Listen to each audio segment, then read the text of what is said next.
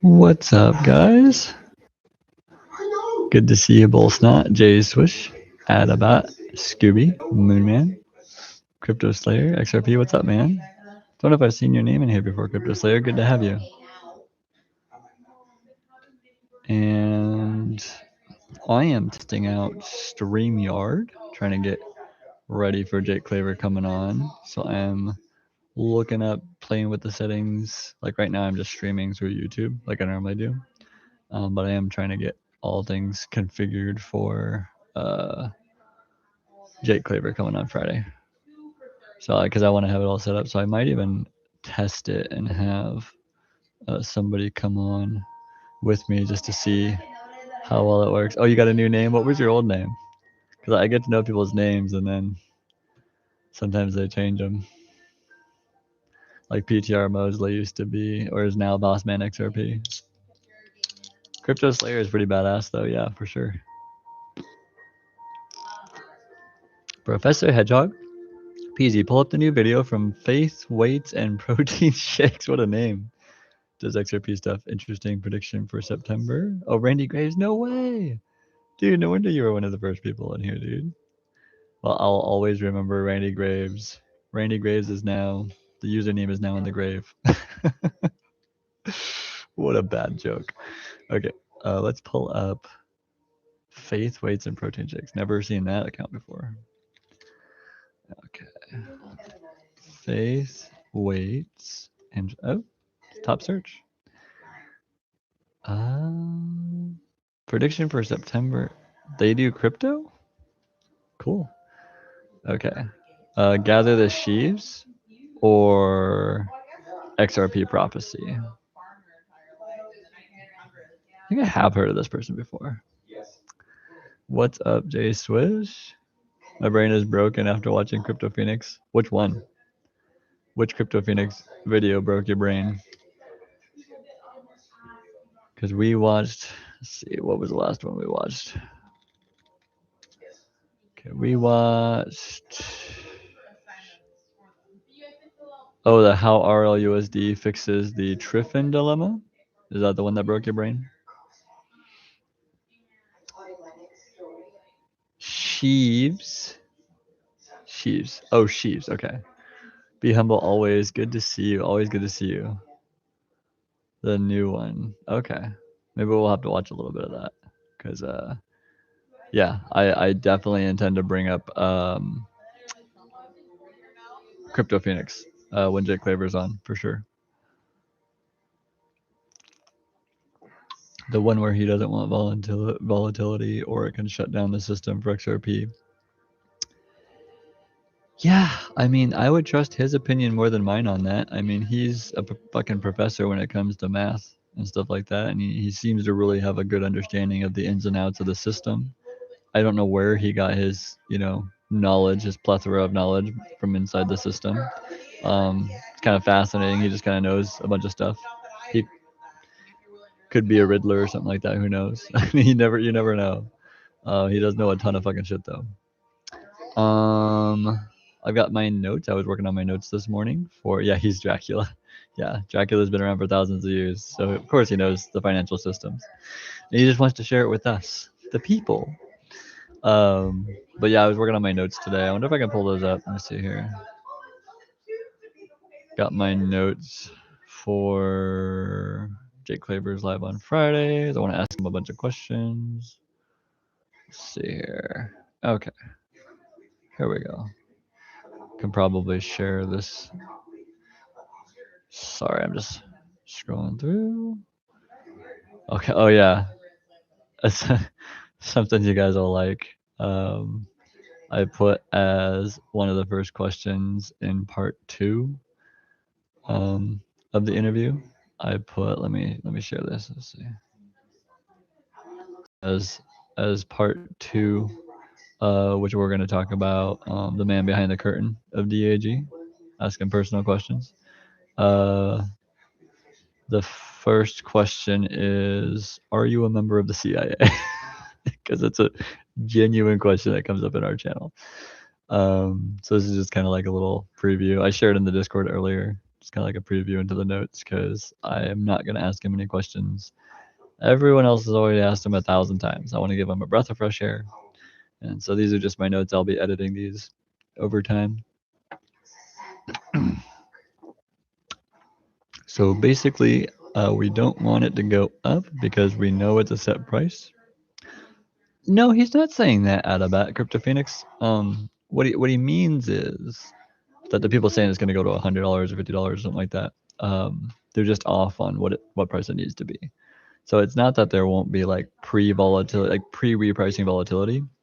He's not saying that. I've never heard him once say that there won't be volatility or that the speculative market couldn't send it to $100. What Crypto Phoenix is saying is that when they go to power it on, like when they use it, like, you know, full scale institutional adoption, like Monica Long says, he says that because of the fluctuation of all the liquidity in the markets and stuff like that, that the liquidity pool would have to be X amount per XRP. And he's doing his calculations also based on, excuse me, he's doing his calculation based on, you know, the fact that most of the XRP is going to be locked up.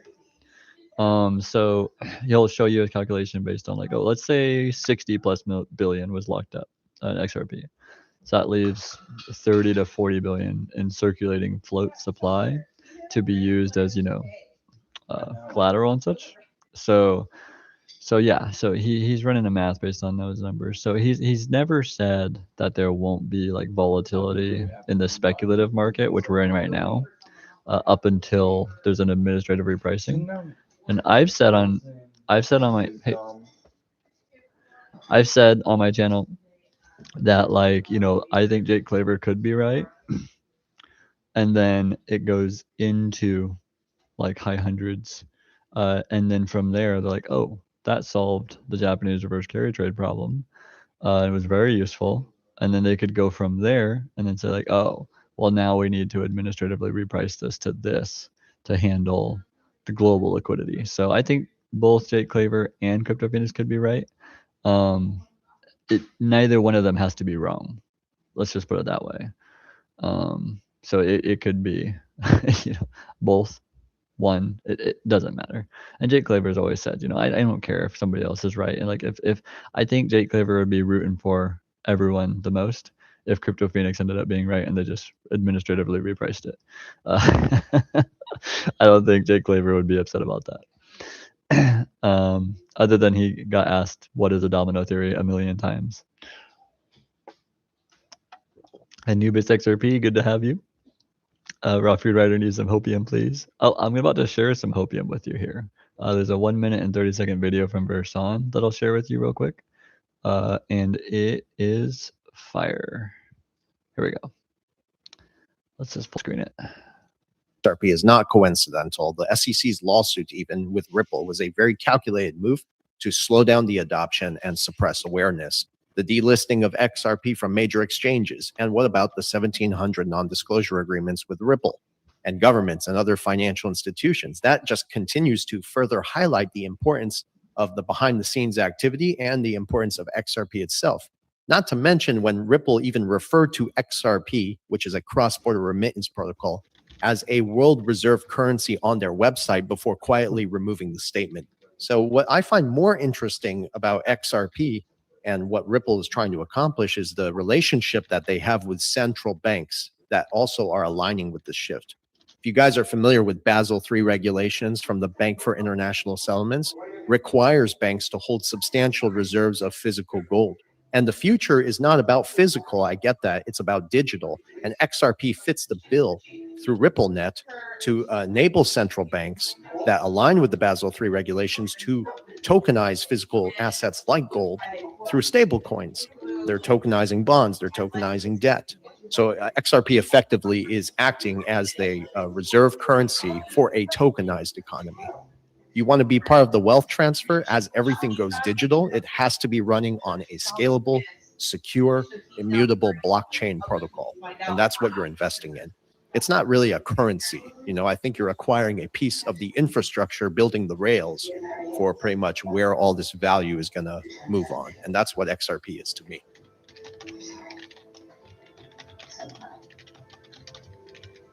Sorry, I was just renaming a document on my computer. I'll share it with you guys in a second. But yeah, how powerful is that Versan video? Like, he, I think Versan's kind of one of the unsung heroes in this space. He knows his fucking shit almost better than anyone. All just about. Jake Claver for sure gives him a good run for his money, but I mean, deep, deep, deep into this space, like the foundational level of the whole way the world works financially. You'd be hard pressed to find somebody that knows more than Versan. So this video here where he's, explaining and just these, we'll watch it again actually here because it's only a minute and a half. It's just so fire. He's got 3 fire things that I'll share with you guys. But yeah, let me show you guys. Let's see here. I want to share with you guys something Shepard's been working on. We've been working on the final thumbnail for Friday because I think we got a pretty cool one. I love the one that we have right now, but this one is so hard to beat. Let me know what you guys think. Let's see here. So yeah, so that, oh, it's so good. Like the tip of the spear fucking nails it. I think I like the fact that me and Jake are both looking in the same direction. It implies like we have our eyes on the same mission without even having to say it. And one of my favorite things about one of the thumbnails from a long time ago, like actually a couple days ago, was that it said we're on the same mission. I liked that a lot, and we've been able to imply that on this thumbnail. Or Shepard was able to. And then our names are on there, whereas the first AI model didn't put our names on there. But now with our names on there, I mean, that does that pop or what? Yeah, an era. I hope to live up to the robed one's name and give Jake the best interview he's ever had. I want him to come out of there just beaming with pride and happiness. And Jake looks mixed. Well, it's funny. Like AI does a really good job of capturing what Jake looks like, and it beefs me up quite a bit.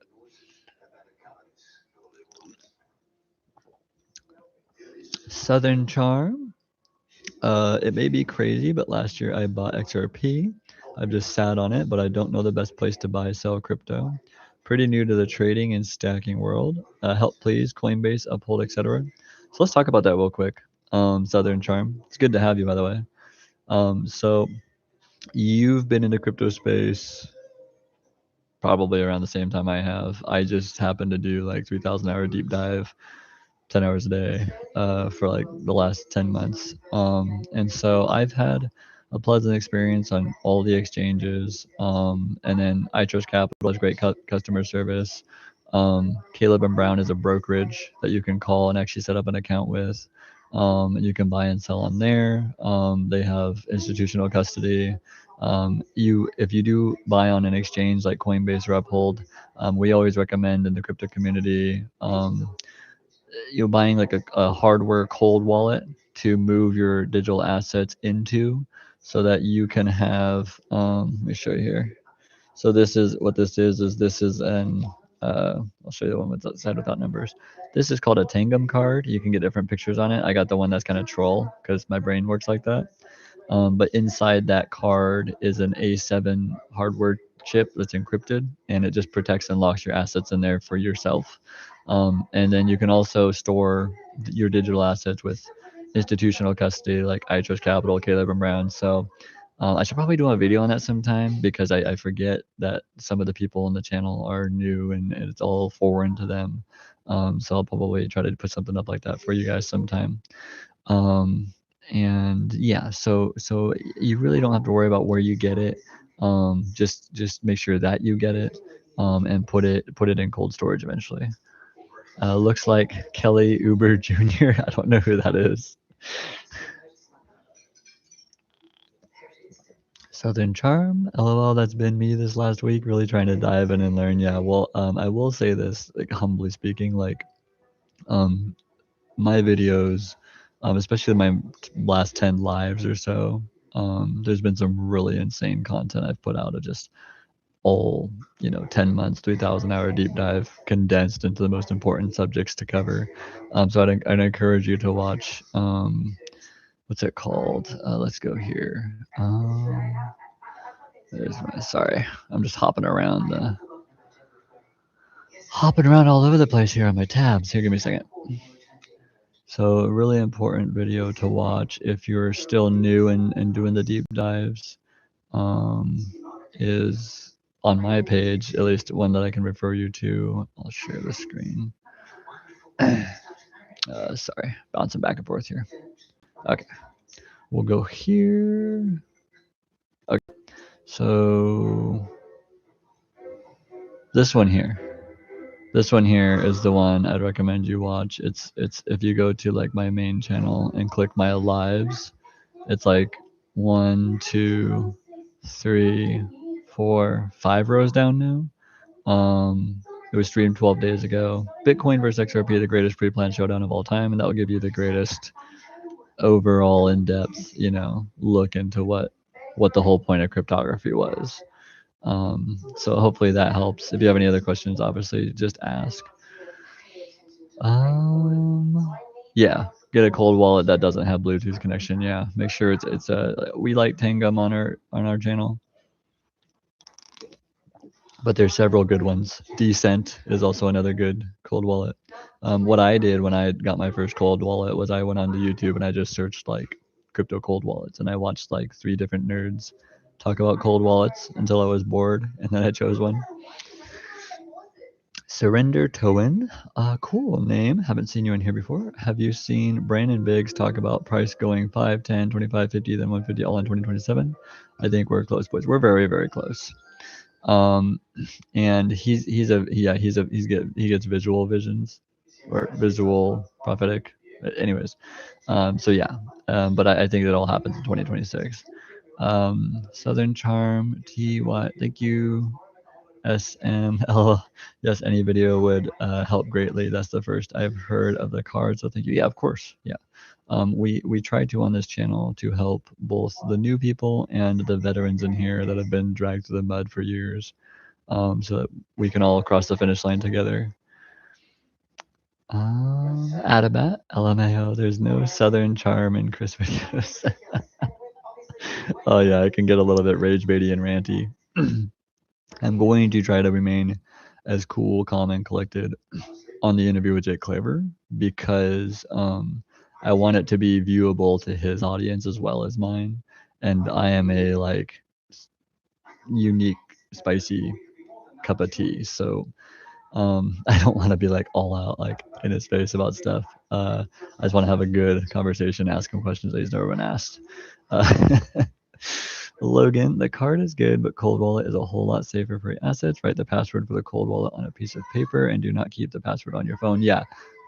When you get your cold wallet, whichever cold wallet you choose, you want to save your seed phrase on a physical piece of paper, and eventually you want to transfer it to like an aluminum plate and stamp the words on there because the value will go up over time of your assets. And so when the value of your assets goes up to a significant level, you're going to want to take extra measures to protect it because we're still in the wild, wild west of crypto. Even though regulations are coming in, these cold storage devices are still like only a few years old. The technology is only a few years old. So as these things play out, you just want to be more and more careful. Logan, still new to this and learning as well. Awesome. It's good to have you all. I originally started this channel to actually help new people not miss the opportunity that's here with XRP because I felt convicted to share what I had learned.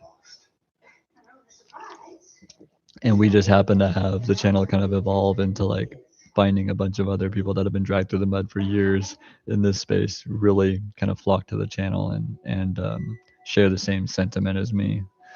And they like to listen to me rave and rant. Yeah, Bossman Tangum is pretty good. Southern Charm, I bought XRP several times when it was lower and like an idiot dumped it and just stayed away from all of it. Big regret. Well, I'll say this, Southern Charm, like, don't hold that against yourself. This is an extremely weird space to find yourself in, and without somebody that can literally hold your hand through the process, or without the luxury of being able to do thousands of hours of research, I mean, it makes absolutely 100% sense, like, what you did. Don't beat yourself up over it.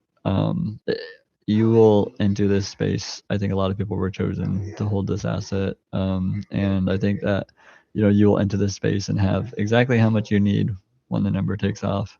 And so just don't beat yourself up about it. It's easy to beat yourself up in this space. You're like, oh, if I was just here like 3 years sooner, or oh, if I was just here like during that bull run. Don't do that to yourself. It's not worth it. God knew when you were supposed to learn about this. Laobi Tangam wallet is a good cold storage wallet. Yeah, I like it. It's simple. It's a very simple wallet to use. I've heard lots of good things about Decent as well. Crypto Phoenix dropped another video. Let's take a look. Where are we? Oh yeah, so that's your video right here. Southern Charm. Okay, let's see here. Let's go to Crypto Phoenix. Let's refresh that. Okay. Are you talking about this one? Let's see. Yeah, I think you've got to be. Okay, here we go. Check this out. I'm going to show you how I afforded this car. Okay, you ready? All right, $118 for car insurance. That's how much I was paying. Okay.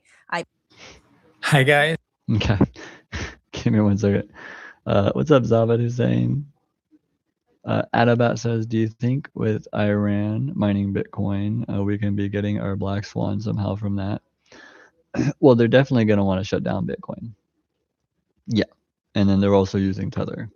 So there, a lot of times when they have an implication like that, like in the past, like the reason that they, pulled off the 9/11 job from 2001 was because they wanted to go after, stuff in Iraq. So sometimes the predecessor is like what came first, the chicken or the egg. In this case, it's probably, the reverse, where they want to go after Bitcoin and Tether. So they've made problems over there, if that makes sense. So let me just switch here real quick. Sorry, stop sharing this real quick. So what I'm doing is I'm going to my other account on YouTube so that I don't have to have ads, because some people have been talking about that. And I'm just switching accounts there real quick. Okay, here we go. Let's do it now. Okay. This one? Okay, sweet. Today we're going to talk about what JD Vance said, which coincides with what I did. Is that not the new one, Crypto Slayer? Is there a newer one? Let me check here. Let's see here. Sorry, I'm trying to find the right one you guys are talking about here. Let's get back here. Hi guys. Okay. Crypto Phoenix. Is it the bull run one? Let me look in the comments here. Yeah, they're gonna rug pull Bitcoin soon for sure. It's all pre-planned. And I think they're gonna convert a lot of Bitcoin into XRP. I know that sounds insane unless you've done thousands of hours of research. I want you guys to trust me when I say I understand how insane I must sound saying a lot of this stuff, as a matter of fact, but I've done all the deep dives, and so that I could be able to say these things as a matter of fact to you. Like, if I'm not sure about something, I'll tell you. Like, somebody asked me about ESDRs yesterday, and I was like, what? So I had to like Google it and look it up. So if I don't know something, I'll tell you. But when I say something as a matter of fact, it's because I've heard it 600 times throughout my deep dives. Let's see. Sorry. The one you were playing is that old. I thought it was new. Different one about 15 minutes ago. Okay, so I've refreshed it. Maybe the one you saw from 15 minutes ago was another one. Sometimes they recycle on your feed. But yeah, this is the newest one out right now. The U.S. will never use XRP to pay its debt. And Adabat's the bull one run. I listened to the bull run one earlier. How we doing, inner monologue? Good to have you. Scott Bessent just confirmed they are going to destroy the world's economy, not hyperbole. And it was Kevin Warsh who said in an interview, I wonder if I can find that. He said, "Let it all burn." Give me a second here.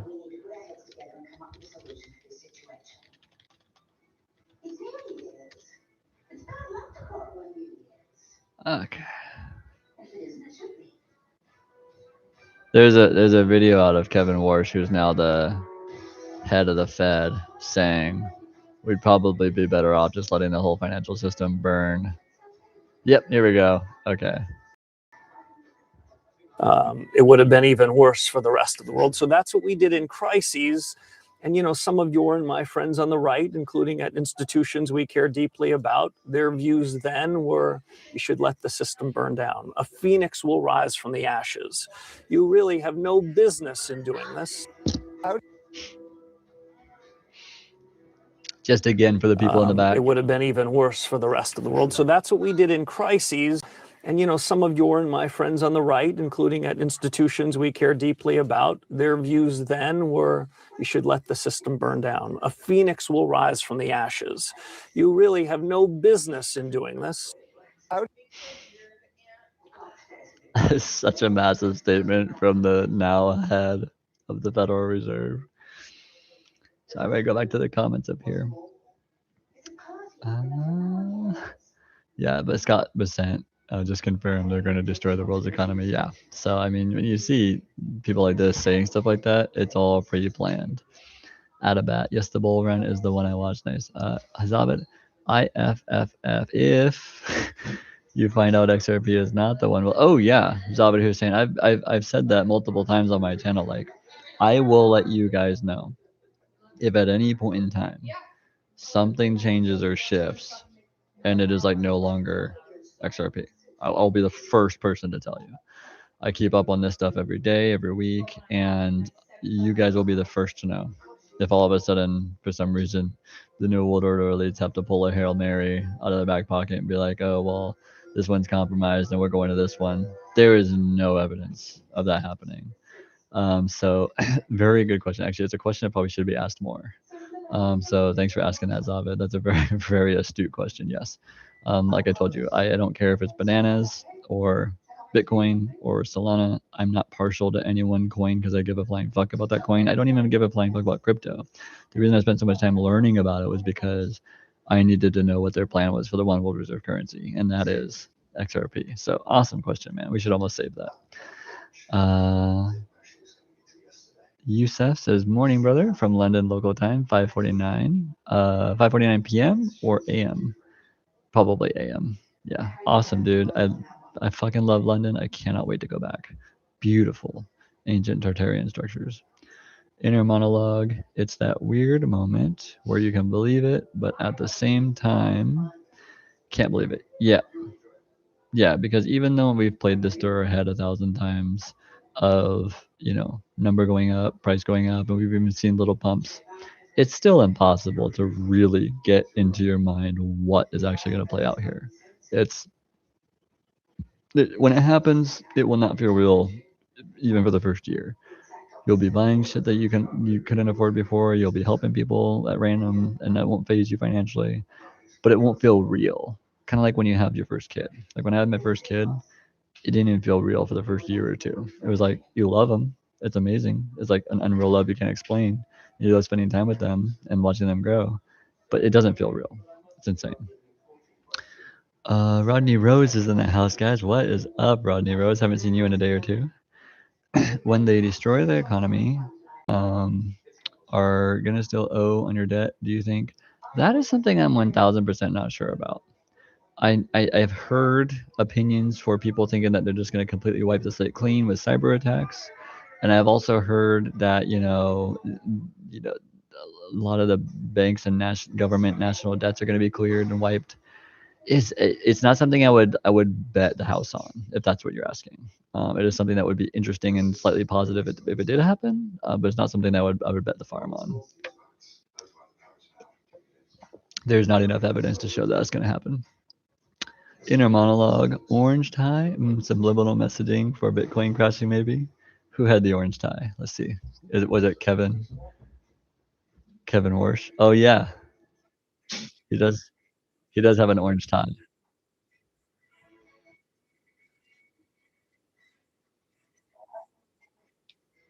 Yeah, he does have an orange tie. Very good catch there. They do a lot of subliminal messaging. Logan Vlogs. How long ago is this? Let's see. So this video was posted. It's funny because the account that posted it, that I actually was really happy that they had posted it, has 9 subscribers. So maybe we can go support this channel here. We'll subscribe and we'll give them a like because they're a small channel. Maybe that'll encourage them to find more stuff like this. This was posted 6 months ago, so at least 6 months ago, possibly longer. But yeah, I mean, let a phoenix rise from the ashes. Oh, and don't forget this guy who said let the phoenix rise from the ashes, and there's only one coin that's called the phoenix coin in gematria.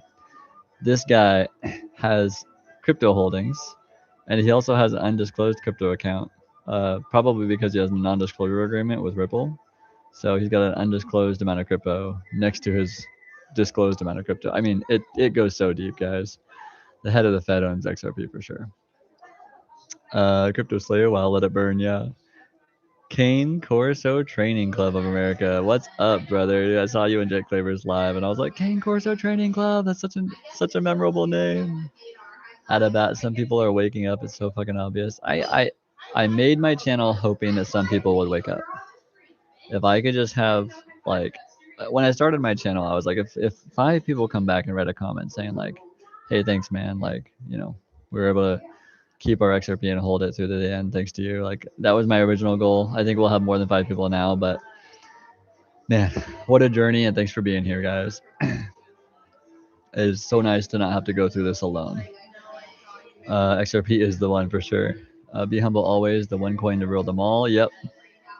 My boy is 6 months. I agree. Yeah, man, Logan Vlogs, that's awesome. Congratulations. You are still right in the thick of it. That is a brand new baby at 6 months. They get a little fatter and squishier, but they're just as cuddly and useless. Let me go here to the Crypto Phoenix video, and we will watch a little bit more of that because now that we found, I think we're on the right one here. There we go. Oh, I'm not subscribed on this account. Here we go. Today, we're going to talk about what JD Vance said, which coincides with what I did, what I explained you several months ago. I will say this, Infinite Jack. I know a lot of people have very, very strong opinions about Jake Claver. But I will say this. I know that some people don't like his business practices. I know that some people have very strong opinions about him as a person. And I'm trying to sidestep all of that to give him a breath of fresh air so he can talk about himself. And we may find some things out that will change your mind out about him a little bit. But I will say this. I have never recommended on my channel that everyone go rush out and move all their digital assets with DAG, with Jake Claver. Not because I don't like him or trust him. What it comes down to is there will be a lot of value in holding your digital assets in your own self-custody. So unless you have enough crypto or XRP to where you could put like 25% with DAG and hold the rest in cold storage, I'd say don't do it. Not financial advice, but I just want to let you know, I'm not going to try to be neutral with Jake, but I'm going to try to be as respectful as I can, understanding that, you know, the guy has no reason to come onto a channel with 1,000 subscribers that talks about conspiracy, but he's doing it out of the goodness of his heart. So we should at least give him that. So with mad respect to you, Infinite Jack, because I know you're a smart whip. I think we just got to honor who's the level of person coming on the channel and kind of give them the best chance that they can. You know, I think that he would hopefully give us. But thank you for commenting that. Let's go back to this. In a video called the Triffin Dilemma. But before we incur into the Triffin Dilemma, I would like to address something that it seems to be very popularized, especially in the XRP community. And I was talking today, and one person said this to me before we incur into the Triffin Dilemma. Well, the US will use XRP to pay its debt. That's why I'm so bullish about XRP. Okay, but will the US use XRP to pay its debt. Does it make sense? The US will never pay its debt with XRP.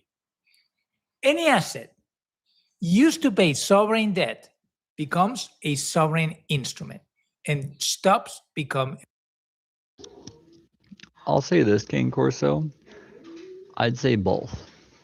And the reason I say both is because Tangum is simpler to use. Descent has like a 25th seed phrase that you remember that's not written down that also helps add the security. I'll say both because you should have, really just kind of like several different ways you protect your digital assets. So even though I don't really care about iTrust Capital and I never want to talk about them, they have great customer service and I hold some there. I'm intending to hold some with Caleb and Brown, and I have most in cold storage. And so the reason being is because when we go to fight the mark of the beast and the beast system, I think holding onto your own digital assets, like holding onto your own physical silver and gold, I think there will be some value there that may be very strategic. But if you don't think any of that stuff's going to happen, you can just get institutional custody and just really not worry about it. So I do believe that, and I try to warn people on my channel that during the great financial reset, there will be some serious shit that goes down, and companies like iTrust and Caleb and Brown and Uphold, one out of three might go under. I really don't know what's going to happen during the Great Reset. The Great Reset is something I know is coming. I know it's going to be dramatic, and I know they're going to change the entire world and reset, like let the financial system rise like a phoenix into the new system. What companies survive that? I don't know. So what you really got to look at is just like, okay, let's spread out. We're in the wild west of crypto. We don't know what's going to be around in the next year. And then when the dust settles, hopefully all of our assets survive. And if we lose 20% because we were holding on a ledger and it had a glitch, at least I was spread out. That's how you got to look at it. So really good question. But that's how I'd look at it. MoneymakerXRP, I just got an answer back from Crypto Phoenix. What up, gents? Dude, did you get an answer back about him coming on our channel? Because that would be huge fucking news right now if you did. Hopefully, I'm trying to reach out to Crypto Phoenix, and he's hard fucker to get a hold of. Raw Food Writer, respectful is good. We are on the same team. Yeah, same team. Just we're trying to get people to hold XRP, and if he's trying to get people to hold XRP with him, like Dick Claver, more power to him. It's his business. It doesn't mean you have to. J Swish. So in my case, only having a 5,000 bag that is not a small bag, J Swish, is it not the right play to have it all inside iTrust? That's currently my situation. So it's not a bad play. Like I told you. So oops, sorry. I think that, and I'll pause this for a second. It's a fantastic idea to hold an iTrust Capital. I don't see any problems with it. The reason I say spread out a little bit, if you can, I don't want people sitting there holding onto their bags like panicked and afraid that this is all going to collapse on them. It's likely everyone holding in cold storage, iTrust, Caleb and Brown, DAG, come out the other end of this unscathed. It's highly probable nothing bad happens to your crypto assets because it's a new financial system. They're not going to want their new financial system to have cracks and flaws and fall apart. So I don't think that any of you are in trouble. What we're talking about when we talk about cold storage, when we talk about, iTrust, Caleb and Brown, DAG, what we're talking about is like, what's the best for you? And what's best for you is spreading out a little bit, just in case, God forbid, something happened to iTrust, even though iTrust, I've called them and asked them, they're bankruptcy remote, which means that at iTrust Capital, if you have XRP in there, their last order of business before they close their doors, if they were to go insolvent or bankrupt, would be to get those assets out to their clients. So, like I said, I don't think anyone's in real danger of losing all their crypto. I'm just telling you the things that I've learned and seen, and it's smart to just diversify if you can. If you're all in iTrust Capital, I don't think you have anything to worry about. If you get a little bit into cold storage and you're all in iTrust Capital, get a little bit in cold storage just in case. But I mean, yeah, we got to live in faith, guys. We can't live in fear all the time. Jay Swish, one is a PCA, which allows me to pull profits. The other is a retirement. You're doing a great job, Jay Swish. I wouldn't sit there and I'm not sitting here stressing about my bags and where they are. I'm just like trying to live the best of my life and think about strategies in the future for protecting the assets. So you're doing the right thing. The Holistic Sleep Coach, iTrust has amazing customer service and Roth IRA options. Yeah, they have great customer service. They always answer their phone. I don't know how they do it. And I heard an interview with the CEO of iTrust Capital, and I'm not sponsored by them. I just like the interview. Sounds like a really sharp guy. Infinite Jack, Caleb and Clown has likely potential to pull a link to type a rug back on his clients. Yeah, but I think that we've got to be careful in assuming that everyone's out to get us. I think that it's more likely that these institutions want to be around rather than rug pulling customers. I think in my opinion. Now whether they survive the Great Financial Reset is a whole other thing. And they might. The Great Financial Reset might not be anything other than just like 1 week there's a cyber attack, and then whatever comes and survives digitally on the other end of that is what's left. So I mean, I would just not live in fear. Moneymaker, no easy. I'm trying. Yeah, dude, keep trying, because I mean, we all got to keep trying to get Crypto Phoenix on our channel. How insane would it be that in the last few weeks here, what my belief is, the last few weeks here before price appreciation, we had Jake Claver on, Apex Crypto next week, and I'm going back on Intro to Crypto on Monday, and then we had Crypto Phoenix. What type of fucking finale would that be? Like, that would be so awesome. Inner monologue. You never have, I repeat, never have all your crypto in one single point of failure. Yes, the spreading out's good, but if you're all in right now in I Trust Capital, just look into options to like spreading out a little bit, but don't sweat it at night. Don't keep yourself up at night over it. Moneymaker, to get him on the show, yeah. I'm gonna keep reaching out to him too. Apex Crypto is pretty easy to reach. I also emailed XRP Labs, and I've kind of been emailing with him, but I'm not sure it's like real conversation. Believe it or not, and I don't know if it's because I've been working on Jake Claver and super chats and just like other people sending him super chats about me and me being on the Node network, but Jake Claver was the easiest one to get through to.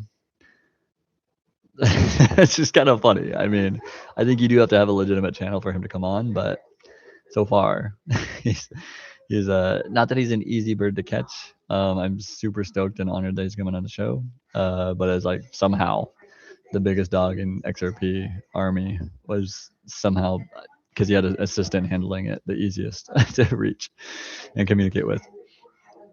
Can't you only get fiat out of iTrust? Yeah, but that's going to be fine, because the asset will still grow within iTrust. So most important thing about holding XRP and not selling it is that the asset will grow. And yeah, let me put it this way. God showed a certain amount of people to hold this asset. And all these different people are coming into this space, the wild, wild west of crypto. All of them are finding out different ways to store it. None of them are wrong per se. Now, I've heard glitches on Ledger, but a lot of people have Ledger and it's fine. I've heard people have issues with iTrust Capital for this and this reason. Everyone else is fine. There is never going to be a perfect scenario. So the reason that I encourage people to spread out a little bit over time, not like just like, oh, I got to spread out now, is because, yeah, just in case. But if you're not worried about just in case, sometimes just people that live in faith are fine. Jojo, Tangum, 100%. Cane Corso Training Club of America, unused to have it split between Trezor, Ledger, and Descent. But I had some sketchy moments that scared the fuck out of me of my Trezor and Ledger. They're not as user friendly. Yeah, Ledger I've heard some struggle with, and that's why I chose not to use it. Like almost like the device glitches sometimes, which is scary. Raw Food Writer, I think CNB is safe. I hope. Yeah, we all hope all these institutions are safe. J Swish 23, thanks for the insight. I like the idea of a cold wallet just in case. Yeah, because I've told people, if you have a few hundred XRP or 500 XRP or 1,000 XRP, that's enough to protect your family the rest of your life financially. So if you throw a few hundred on a cold wallet and you got 5,000, which is a huge bag of XRP in iTrust Capital this early, just you're crushing it, dude. You're fucking crushing it, J Swish. And don't ever say you have a small bag again. Because to me, someone like me, when you say if I only have 5,000 XRP, you're talking to somebody who sees it as like you saying, I only have 5,000 Bitcoin. Like, what the fuck are you talking about, bro? You wealthy. You pre-wealthy, but you wealthy. Moneymaker XRP, what the hell is that you're drinking? My fave. My go-to. Imperial Mango. Excelsior. Imperials. You guys got to try it sometime. Be humble always. What are your thoughts on the trade war between US and Canada? Canada saying they can shut the power off in some US states, New York, Minnesota, Washington, to name a few. That would line up with the great financial reset blackouts that have been talked about. It'd line up. I'm not saying it's going to happen. I'm not saying that the leader of Canada is not a giant fucking beta cuck from Europe banking system, because he is. But it would line up. Moneymaker, space giraffe. Yes. See, and there's even a look. There's even a rocket going to the moon on my drink. So if that's not special. Infinite Jack. Caleb and Clown is offshore in Australia. Okay. And then has some boiler room sales floor in South Florida under a different corp. I'll say this, Infinite Jack. The only thing I've ever recommended people to do with Caleb and Brown is to do like an in-kind transfer if they want to sell some, because they're a brokerage, so they have access to more liquidity. So I've never really been like a big proponent of people saying like, oh yeah, go store all your crypto at Caleb and Brown. But thank you for the insight, because now I can use that information that you have given and continue to give, further, insights to other people. So it's all the information you guys share with me. Like, I think it was somebody was on my channel thanking me for sharing Crypto Phoenix with them. And I was like, other people on my channel shared Crypto Phoenix with me. It's like, yeah, I happened to share it with some other people, but I mean, I'm learning just as much from you guys as you guys are from me. So it's I think that's the number one most important part of this community, is that I have given you guys my insights and my knowledge that I've learned, and it's mutual. So it's awesome having you guys. Zaved Hussein, I know everyone should do their own research and investment, but there are people counting on you with your vision and research. People are writing this as a do or die. We are tired. Thank you for saying that. It's super kind. And I know a lot of you are counting on me to do a good job interviewing Jake Claver, and I won't let you down. I've got all my notes ready. I was a little nervous about the interview before I wrote down my notes, but since I've written down my notes, I'm more than confident I have all the questions you guys have never heard asked to Jake Claver, and I'm confident that we will get to see a different side of him after he's interviewed me, or I've interviewed him. Sorry. So thank you for saying that. It's super kind. And I'm glad. I'm more glad to be here with you guys than you guys are to be here with me. I can guarantee that.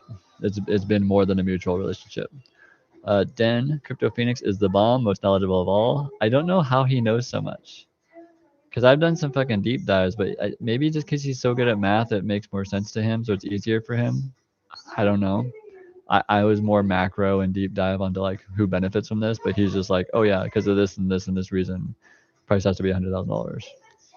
I don't know how he does it, but he always makes sense. Logan Vlogs, what if our bag is less than 1,000? If it's just all sitting in Coinbase, should I even worry? Yes, you should absolutely worry about getting a cold wallet. And the reason I'll say that, Logan Vlogs, is because I know it's hard to believe, but I have done 3,000 hours of research now.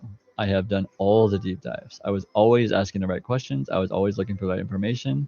It's why Jake Claver is coming on my show. It's why I've been on other shows. It's why I steamrolled the Node Network when I debated them. It's because I've asked all the right questions and I've heard it all 1,000 times.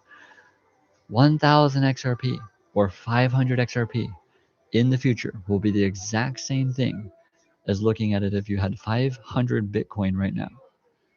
So if you had 500 Bitcoin given to you today, would you spread it out or go get cold storage?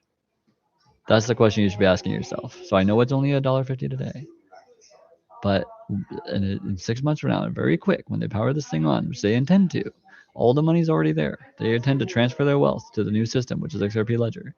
When this happens, Logan, you'll have wished you took it more seriously. So I'm not saying you're not taking it seriously, but look at it that way. Scooby, I think everyone should renew passport before Mark of the Beast is required to get one. Yeah. Renew your passports, get off of digital ID, get off your enhanced driver's license if you can. They're trying to slow cook us into the new system. So very good point, Scooby. I'm glad you said that. Be humble always. Cyber attacks and blackouts coming to a city near you. Yeah. It'd be nice if you had a property to retreat to in that time. The Holistic Sleep Coach. Whether you agree with Jake Claver predictions or not, the dude is just such a seriously approachable and humble guy. Like him a lot, and he'll talk to anyone. Yeah, I got to say this. I know a lot of people have a lot of opinions about Jake Claver.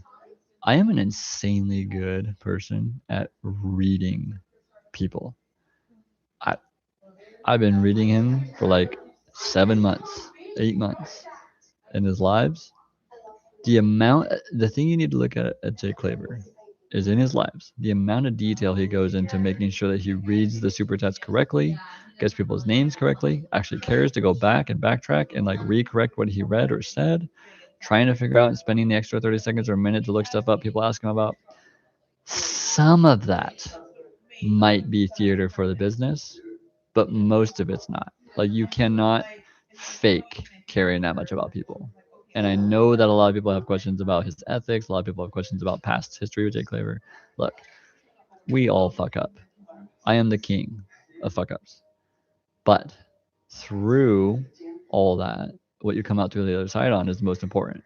And I think what Jay Claver's forced himself into and has come out on the other side of everything he's gone through, and even everything he might have put other people through, who he's become through that process is a diamond. And so that's why I'm going to give him the respect and time of day to let him, speak his piece and have a breath of fresh air and not be just constantly under just the dumbest fucking questions on the planet. Infinite Jake the Snake, of course, he was easy to book because he was trying to sell his shit through your subs. Well, you got to look at this, Infinite Jack. I understand why you have the sentiment you do with Jake. I understand it. I've seen everything. I've seen the lawsuits. I've seen the forgeries. I've seen the battle with Zach Rector. I've seen it all. But I've also built my own small business from zero to like whatever it is today. And it was not easy. You cannot make an omelet without breaking some eggs. And there was tons of people in my life, in my business, that I wish I had been able to do better right by. But because of the nature of being a small business owner like Jake, and he's like a medium business owner now, it's just not easy to go through every single day and week and not have eggs fall out of your carton and break. And you hate it when it happens. But look at it this way. What his goal is over the next, lifetime is to help 1 million people become financially independent. That's a good goal, regardless of whether he's done a good job at it or not yet. Not for us to judge. So I appreciate you, Infinite Jack. You're an insanely smart guy, and I know you have valid sentiments and how you feel. But we've got to look at this as same team. We've got to look at this as like XRP Army makes it across the finish line together, and partnering up with people all across the community is the best way to do that. Moneymaker and the rest of the fam. Galactremy, welcome in. Good to see you. Hey, finally made it live. Yeah, you've. It's been a couple days since I've seen you, but you're on like most of the lives now. Moon Man, Infinite Jack. You sound like a peasant. I don't think he's a peasant. We got to be very careful with our judgments, our quick judgments on people in here. Infinite Jack has always said things that sound incredibly high intellect to me, but I'm very aware that people can have a negative outlook or sentiment on Jake Claver, so I just want to address that. Jay Switch, LOL, my bad. In comparison to most people on here, is why I say only. I'm very grateful. Well, look at me. I am not a whale in XRP. I would love to be. I am not a whale. I'm more convicted than a lot of people that have more XRP than me, but only because of the research I've done. I think that more important than me holding XRP was actually me being able to share what I learned with people to hold XRP and help them across the finish line. And so I think God had a larger purpose for me. And had I learned about XRP 5 years ago, it might have ruined me. I'm not kidding. I was not ready for this. But the time I found it 10 months ago, I was just ready enough to where I started to come alive through YouTube like 4 months ago. And it's been an incredible journey. So yeah, just however much XRP you have, just be grateful you didn't miss this, because the people that miss this entirely, which is not you, will be fucked. Andy Crazy GameStop, what's up, man? Cyber attacks are definitely the next Black Swan event. One of them for sure. They might release a mothership here in the next couple months just to distract everyone. Be humble, always proper preparation. Rodney Rose, you'll probably be able to put your crypto on X in the near future too. Yeah, when X money gets launched, they'll hold your crypto there, and you'll also get 6% yield probably, because they're already doing that for fiat. Adabat, I can't afford anything Jake is pushing, and that's fine. Because if you can't afford it, you don't need it. Bossman XRP, get off Coinbase. Yeah. Just try to get as much as you can into cold storage. Coinbase is the worst. I don't hate Coinbase. I have surprisingly good luck with Coinbase. I don't know why. Also Uphold. So I've heard from a Riddler that Uphold will go under. The Riddlers have been read about a lot of stuff. Could they be fucking with us? Probably, possibly. Moneymaker, freeze up, lock up, and good luck emailing to India. That's pretty funny, dude. Infinite Jack at Moonman. If peasant means I deep dive risk scam in BS, then sure. Yeah, I don't think we need to like pick on people in the chat. Like you guys, we're all same team. We all have the same goal, and you guys are all super smart people. Like we don't need to call each other peasants and stuff. What this really comes down to is we're all peasants until this happens, and it's an honor to be a peasant alongside you guys. Except for Moneymaker XRP. Fuck him, he's got so much money. Just kidding. I love you, dude. Southern Charm, thanks, boss man. I wondered about Coinbase. Moneymaker, 53 watchers, 15 likes. Come on, guys, show some love. Bossman XRP, Southern Charm. Moneymaker, beat that like button like it was your meat. Wow, what a statement, brother. Boot that button like it stole from you. Bossman XRP. Uphold also. 3-month battle with them to get my assets back. Had to threaten legal action. They sold my assets at a loss and refunded me. What? What is that, Bossman XRP? Holy shit, dude. Now look, I have had my reservations about Uphold ever since Jake Claver and DAG were struggling to get them to pull off what they said they could with their new app and accounts. That put me a little bit on kind of like high alert with Uphold. But what you just said there is bad. That should never happen. So sorry that happened to you, brother. And look, we got to be careful with all these exchanges that we're on. We're in the wild, wild west. Wow. I have just said that is something that's going to put me on edge with Uphold. So I will be careful supporting Uphold after hearing that. Wolfman, my top 3 sources are you, Crypto Phoenix, and Versan. Holy fuck. That is a compliment, dude. I got to tell you guys, I did do some serious deep dives. I'll give myself that. I have done 16 years of conspiracy before that, which made this search a lot easier to figure out like what to ask and why and what to be looking for. But damn, dude. Me with Crypto Phoenix and Versan, thank you. That's just a huge compliment. Logan Vlogs, good night, ladies and gents. Good talking with y'all. Good having you, brother. Good night, Logan. Southern Charm, I would flip my lid. Yeah, man, that's really rough. Moonman, I'm sorry, Infinite Jack. The Jake the Snake line just gets old. It's so catchy though. Like I don't believe Jake's the Snake, but Jake the Snake is catchy. I'm trying to think of something more catchy than that. But I do understand your sentiment, Moonman. I just think that like I'm not trying to be some sort of like gatekeeper or like middleman, but I just think that like we're so close to the finish line for all of us that none of us are gonna care about all this bullshit that happened before XRP's price took off. That like I really just think that we should all treat each other with respect, and we should all be like same team, guys.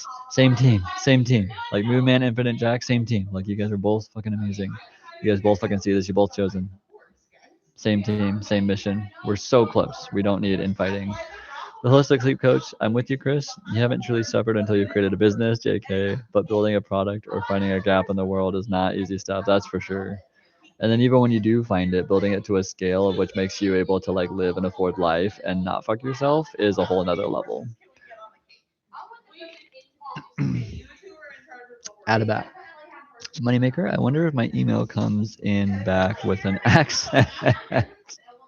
That is a fucking funny comment out of that. Kudos to you, brother. Infinite Jack, fave channels, 24-hour crypto, easy XRP, and Cobb. More huge compliments, guys. I appreciate you. Yeah, 24-hour crypto is on it. Now, 24-hour crypto is too afraid to say that it's going to go above $100, but he still fucking gets it. Bossman XRP, last July, frozen my account out of nowhere. No explanation. All I got was unusual activity, and I was with them for 2 years. Damn. I'm sorry, dude. Hopefully, for their sake, an uphold, there was actually unusual activity. I'm just sorry to hear that. That's really should never happen. Cold storage it is. Wolfman, cold storage is the best way to hold for now. Too many things can go wrong. I do want institutional, but it's still too late. Very well said. Because like I will in the future move more into institutional custody once I can trust certain institutions and after the great financial reset has happened.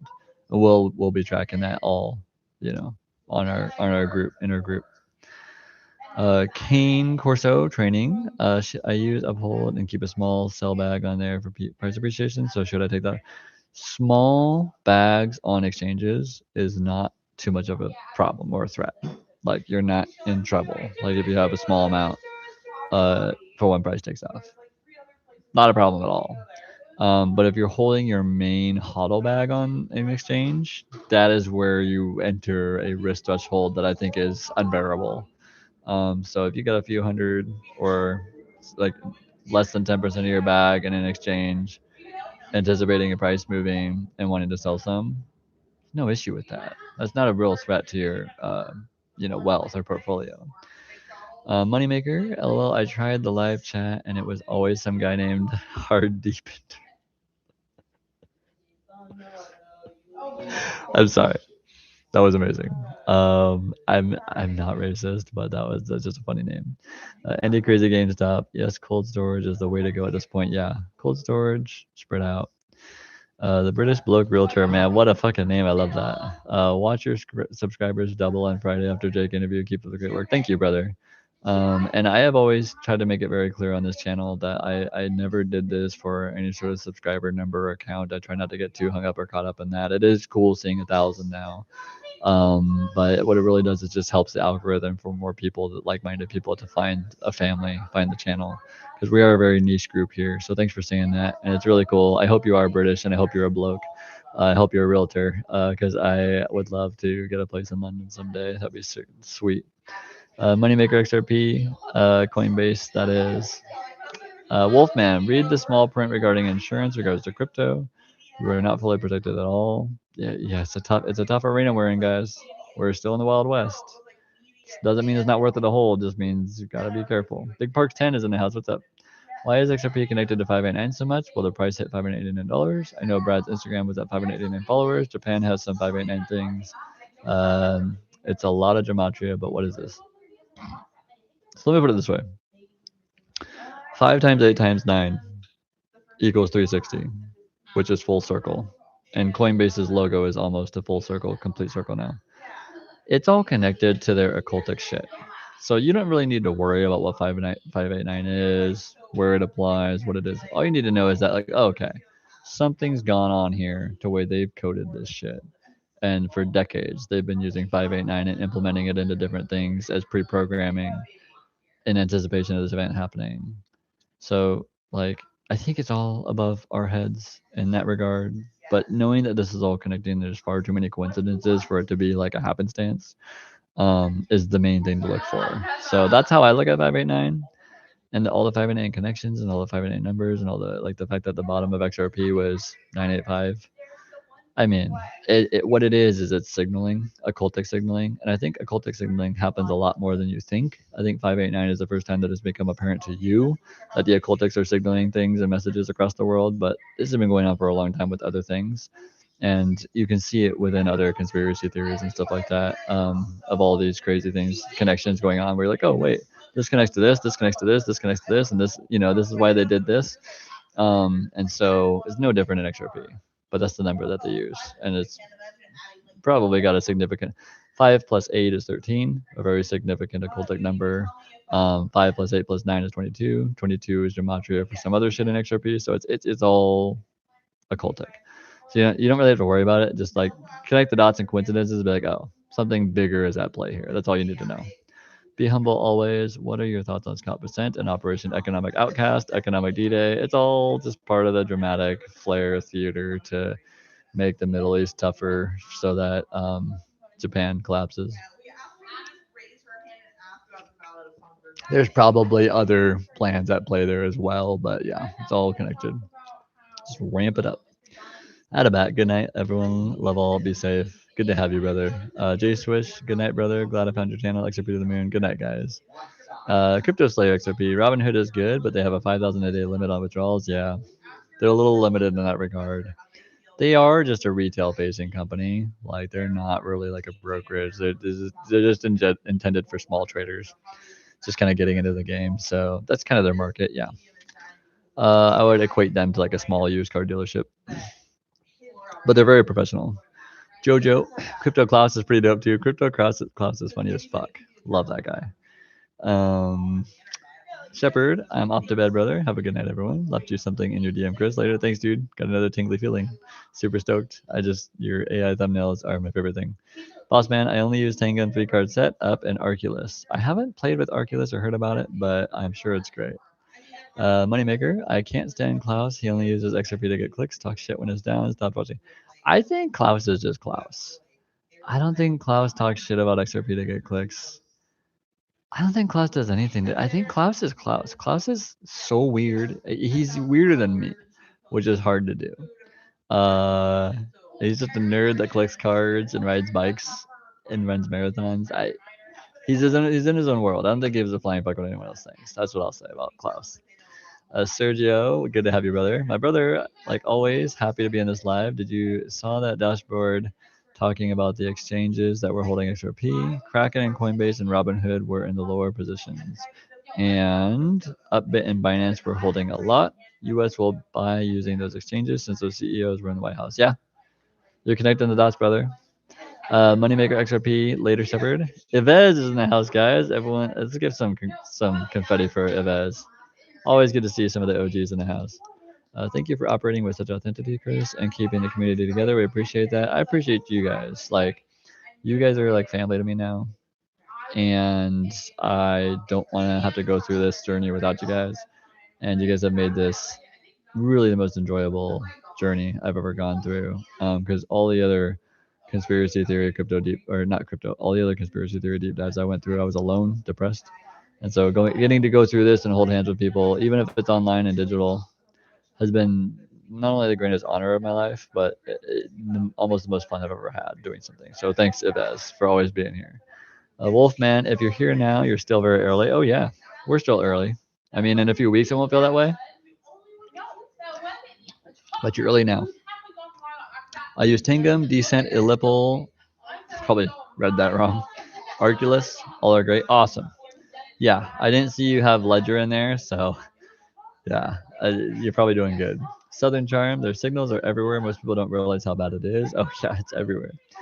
Big Parks 10. Chris, I know that man. I've known about Gematria for years. It's really scary in sports movies, etc. They're big on the numbers 33. Yeah, 33, 13, 91, 19, 42. Yeah, there's a lot of big occultic numbers. John's Journey, Jake the Snake versus Chris with the drink. Damn it. I mean, that's a super catchy title, and I'd title it that if I believe that, but I don't think it's Jake the Snake. I am not team Jake the Snake. I am team Jake Flavor. I think that I have a lot of belief in his ability to do good in this world, and even if he fucked up along the way, I want to root for him. Moonman, how involved do you think Elon Musk has been in XRP? 1,000,000%. So, Elon Musk and Peter Thiel, 26 years ago, around that time, I don't know exactly when, they created PayPal, and they were hoping to build a one world reserve currency platform, a platform that would run the global economy. Now, where do you think they got that idea? Just out of thin air, or because the New World Order elitists used them to try to implement that? So Elon Musk and Peter Thiel have been trying to create the one world reserve currency for like over 20 years. Now Elon Musk diversified after he sold PayPal and got into like Tesla and SpaceX and Neuralink and Starlink.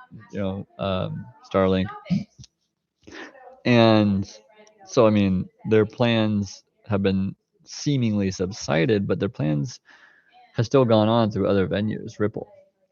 So when Elon Musk had that, lunch or dinner with his friend of Jake Claver's, and he said, yeah, buy XRP and Dogecoin. Yeah, he also, remember, 24 Hours Crypto found 2 months ago on his channel, he found that a wallet named Musk, Teal, and Brito, each one had 5 million XRP, and each one moved 5 million XRP into Bitstamp, and they're just about to launch X Money. So he is not only a Riddler, massively in the loop about XRP, if not one of the key proponents to XRP behind the scenes. But they'll never tell you that. I know there was an old wallet with his name on it, but do you think he was looped in on the planning and creation of this financial risk? Oh yeah, he's one of the top elite looped in for sure. MoneymakerXRP, Iran, according to Catherine Fitz, is the last country to fall to the SWIFT system. She used to be a central banker. Damn. He was one of the first investors. I'd say that's pretty connected. Yeah. Yeah. This is all. I love having such a community here of people that know stuff. Be humble always. 322. And Moneymaker XRP, I'll actually ask you, because how late are you going to be at Moneymaker? Because the reason I ask is because I was thinking I could use you as like a beta test to send you a link from StreamYard and see if it works. Let me see here. I'll send it to you in the Discord. Let's see here. I can also send it to Bullsnot as well. Let's see here. Go to direct messages. Shepard, before he went to bed, made a thumbnail of me saying I'm a unique spicy cup of tea. That's amazing. Okay, where's Moneymaker? Okay. So I'll send you the link here. Okay. So see if you click that, because I'm trying to figure out the StreamYard thing before Friday. I'll send one to Bullsnot too. Let's see here.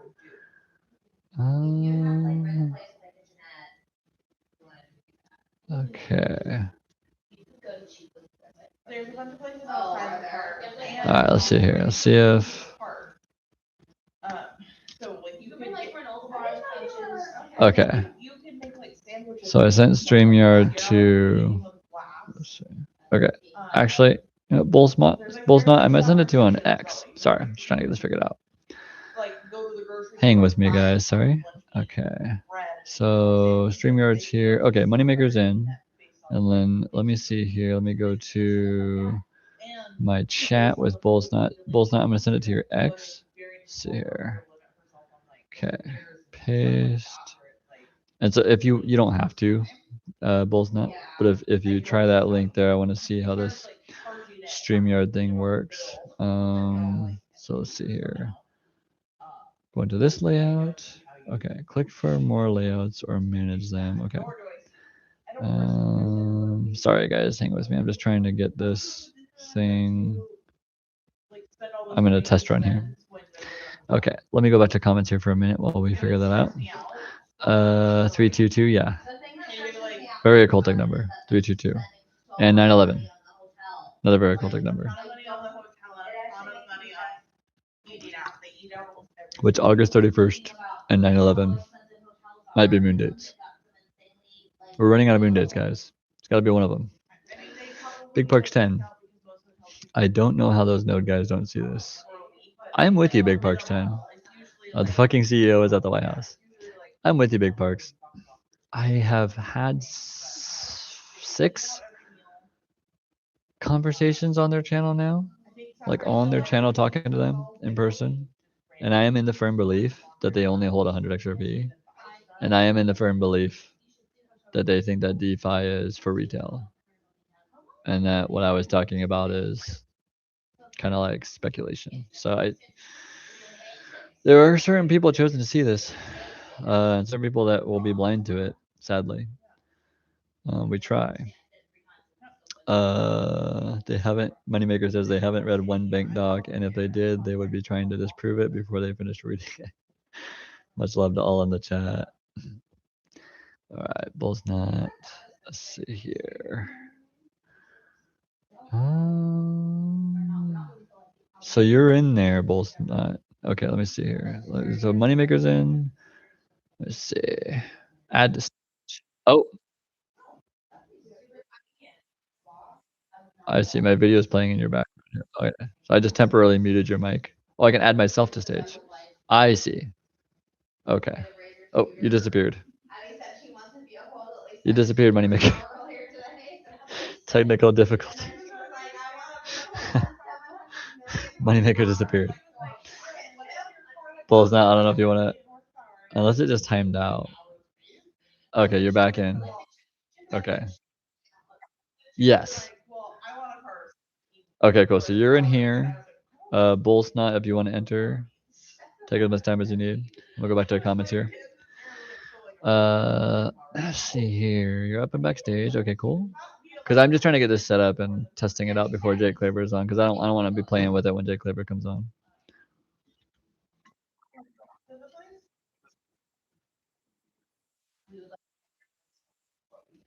What the hell is that?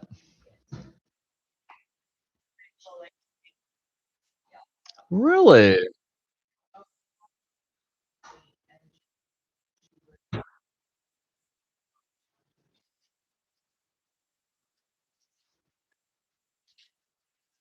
XRP bag seems like one of the most chill fuckers to hang with. Am I right?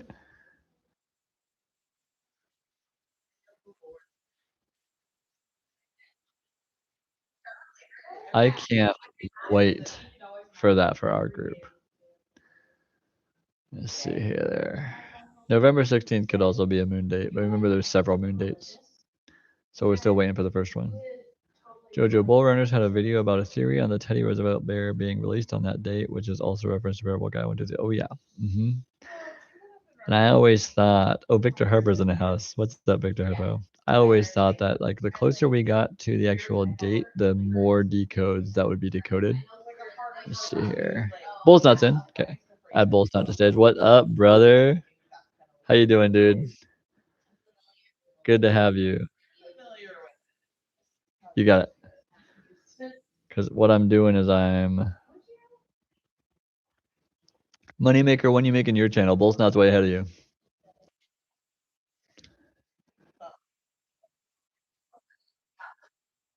That's fair.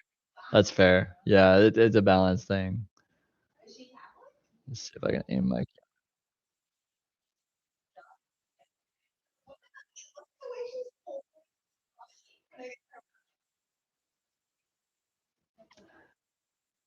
Yeah, yeah. My channel was built on not caring. I can edit.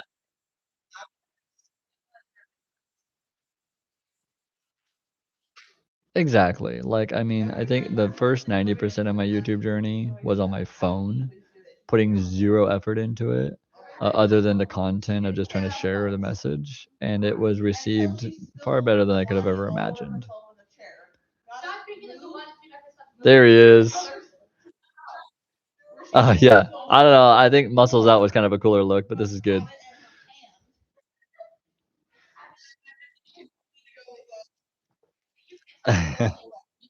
Dude, you get orders from your wife as well? My wife is on my ass about YouTube videos. She's like, "Oh yeah, I can hear your Bolt Snap." It's not yet. I'm just waiting to go live with it. Sorry. Let me. Yeah, what I'm doing is I'm testing here. Okay, I can go full screen with this. What I'll do is I'll stream it first, then I can go full screen. Let's see here. Because this is just a test run, so that and it's always good to have you guys on, of course. It's a test run to. I'm not gonna talk until you tell me to talk, bro. I'm already subscribed to Bullsnot's channel, man. I saw it. I wasn't sure if that was him or not. Because he turns himself into a troll. He looked like was it Shrek or whatever? All right, guys. Yeah. So we are live on StreamYard, but we're also live on YouTube. So why don't you guys go ahead and tell me? Let me see if I can get rid of my face here on YouTube because I'm. Yeah, YouTube Live isn't as easy to manage as StreamYard. So, but yeah, why don't you guys go ahead and say your most recent thoughts on XRP? No pressure. Go ahead, Bullsnot. Hold on.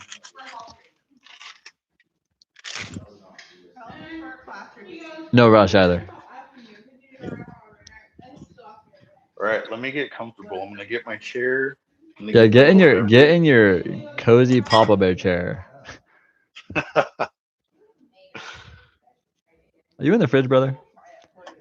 Yeah, I'm in the fridge right now. You guys are in the fridge with me. That makes me so happy, dude. I'm looking for coconut water. Are you a health nut? OJ, purple stuff. Well, no, not. I want some of that purple stuff. I want some of that purple stuff. No, I'm not really a health nut, but I started gaining weight, bro, and I just wanted to get on top of it. So lately, I've been just having a lot of fruits and vegetables, and just trying to like be on top of weight, you know? Oh yeah, 1000%. Yeah, I weigh 158 and I'm 6'1". So we're the same height. I think I'm just under 6'2", and then right now I weigh like 225. I would love to gain some more weight, but my body just doesn't do it. I don't know though. When you're lean like you are, I think it's the best to gain muscle, man. Yeah, and I've been working on that a little bit. So I got my wisdom teeth removed like 2 years ago now, and since then I've been able to Yeah. gain about 15 pounds. And so my face got fuller, my arms got fuller, and I move furniture all day, so it really, it helped a lot. But I mean, like I haven't put in the raw effort to like actually like work out and try to like gain muscle and stuff like that yet. But I do intend to do that soon, post price appreciation. You know what, man? I remember when I was 19, I bought some weights from Big Five Sporting Goods. Fuck yeah, dude. And There's like 2 left. I know, right? This was a long time ago, and I bought 30-pound weights, and I couldn't even put them on the shelf, on the the counter to pay for them. They were so heavy. Yeah. And I just lifted those until they weren't heavy anymore, and then I bought some more weights, and just lift what you can lift, buy those, and then just lift them all the time at home. This sounds relative to crypto. What's that? This sounds relative to crypto. Just buy what you can buy until you can't buy no more. That's awesome. Are we live with everybody, or are we just Yep. us? Just we're live with everybody. Yep. Oh, okay. Yeah, I'm testing StreamYard to like experiment with things and see like what things I can edit, because I've got 2 days until Jake Claver comes on. I just want it to be like good. I don't need to be like professional, but good. And so I was like, let's have some of the OGs come up, people that I know will jump on. I like that hat, dude. What's on that hat? It's a Stetson hat. Not sure I know about Stetson. It's an eagle. It's dope. Yeah. What is Stetson? So Stetson is a cowboy hat brand. They've been making cowboy hats since like the 1800s. Damn. And we were visiting my wife's grandma, and there was a cowboy hat store, and we went in, and I got this. That's awesome. Looks like a good quality hat. I can tell good quality because I'm in the furniture business, so I can see good quality stitching and shit. Oh wow, you can see all that? It would blow your fucking mind what I can look at, like in a picture, a shitty picture of a piece of furniture. I can tell you what the fuck it is, how high quality it is, whether it's shit or not.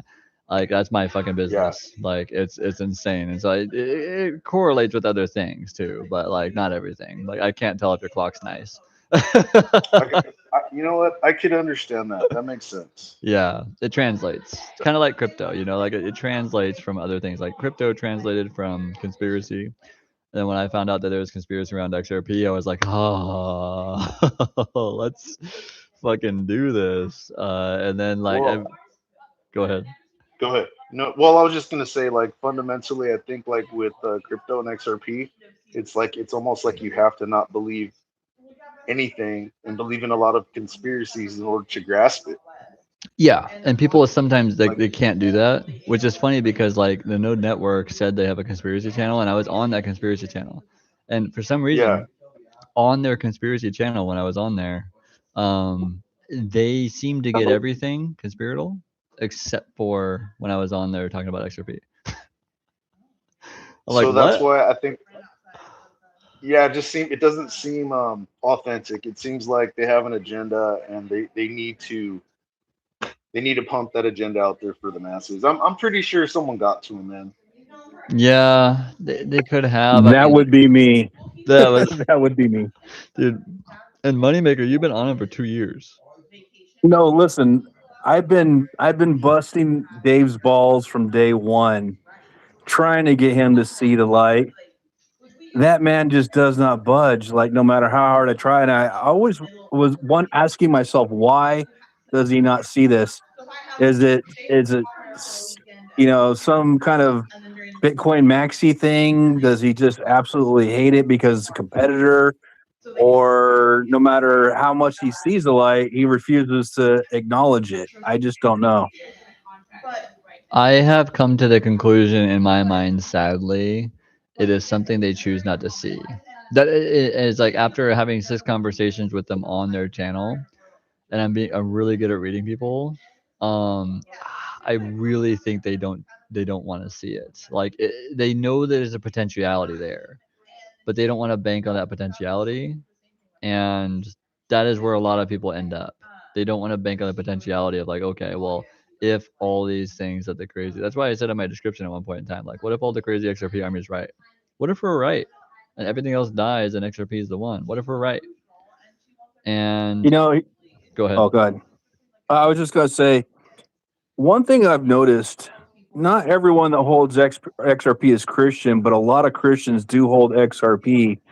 And I think that you have to have a biblical worldview in order to really get it, because we've all the believers, we've read the Bible, we understand the Bible, to one degree or another, but we see what's coming and we see how the system intertwines with that, and that's why it makes it so easy to connect the dots for us, but not so easy for them, because maybe or maybe not they're believe, have the same kind of faith that we do and see the world in the same light.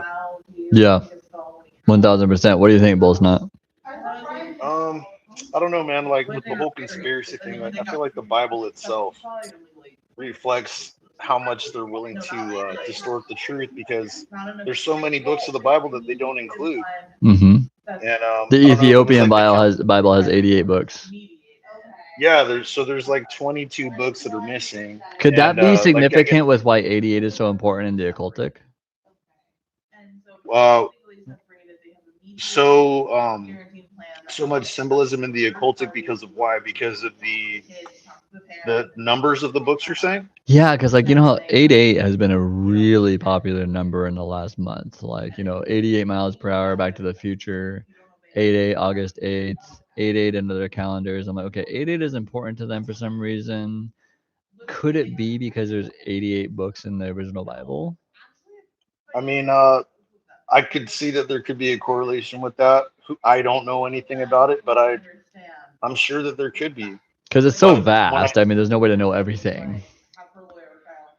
Who knows, man? I mean, from the books of the Bible that I have read that were taken out, when I do read those books, it seems like the Bible comes to life.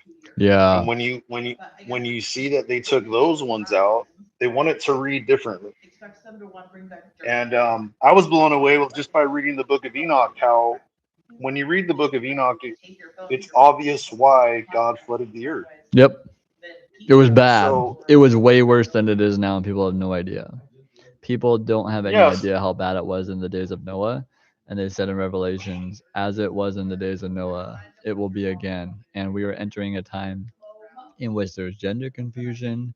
We have transhumanism. We have people trying to ascend their consciousness into a computer, AI program, robotics. We have, Sodom and Gomorrah in the United States. We have insane amounts of like just sexual perversion, like just like absolutely everything that could be fucked in the world is coming back. And they said, as it was in the days of Noah, it will be in the end times. So like if people don't believe that we're in the end times yet, I don't know what it's going to take to get them to believe that. So when I say XRP going to $100,000 is the least weird thing that will happen in the next 10 years, a lot of people don't think I'm serious. I don't think. I agree. So like when they took those books of the Bible out, I guess that was the Council of Nicaea, and that happened like what, 16 something. So go ahead. I was just gonna say you would know better than me because I don't have those dates written down.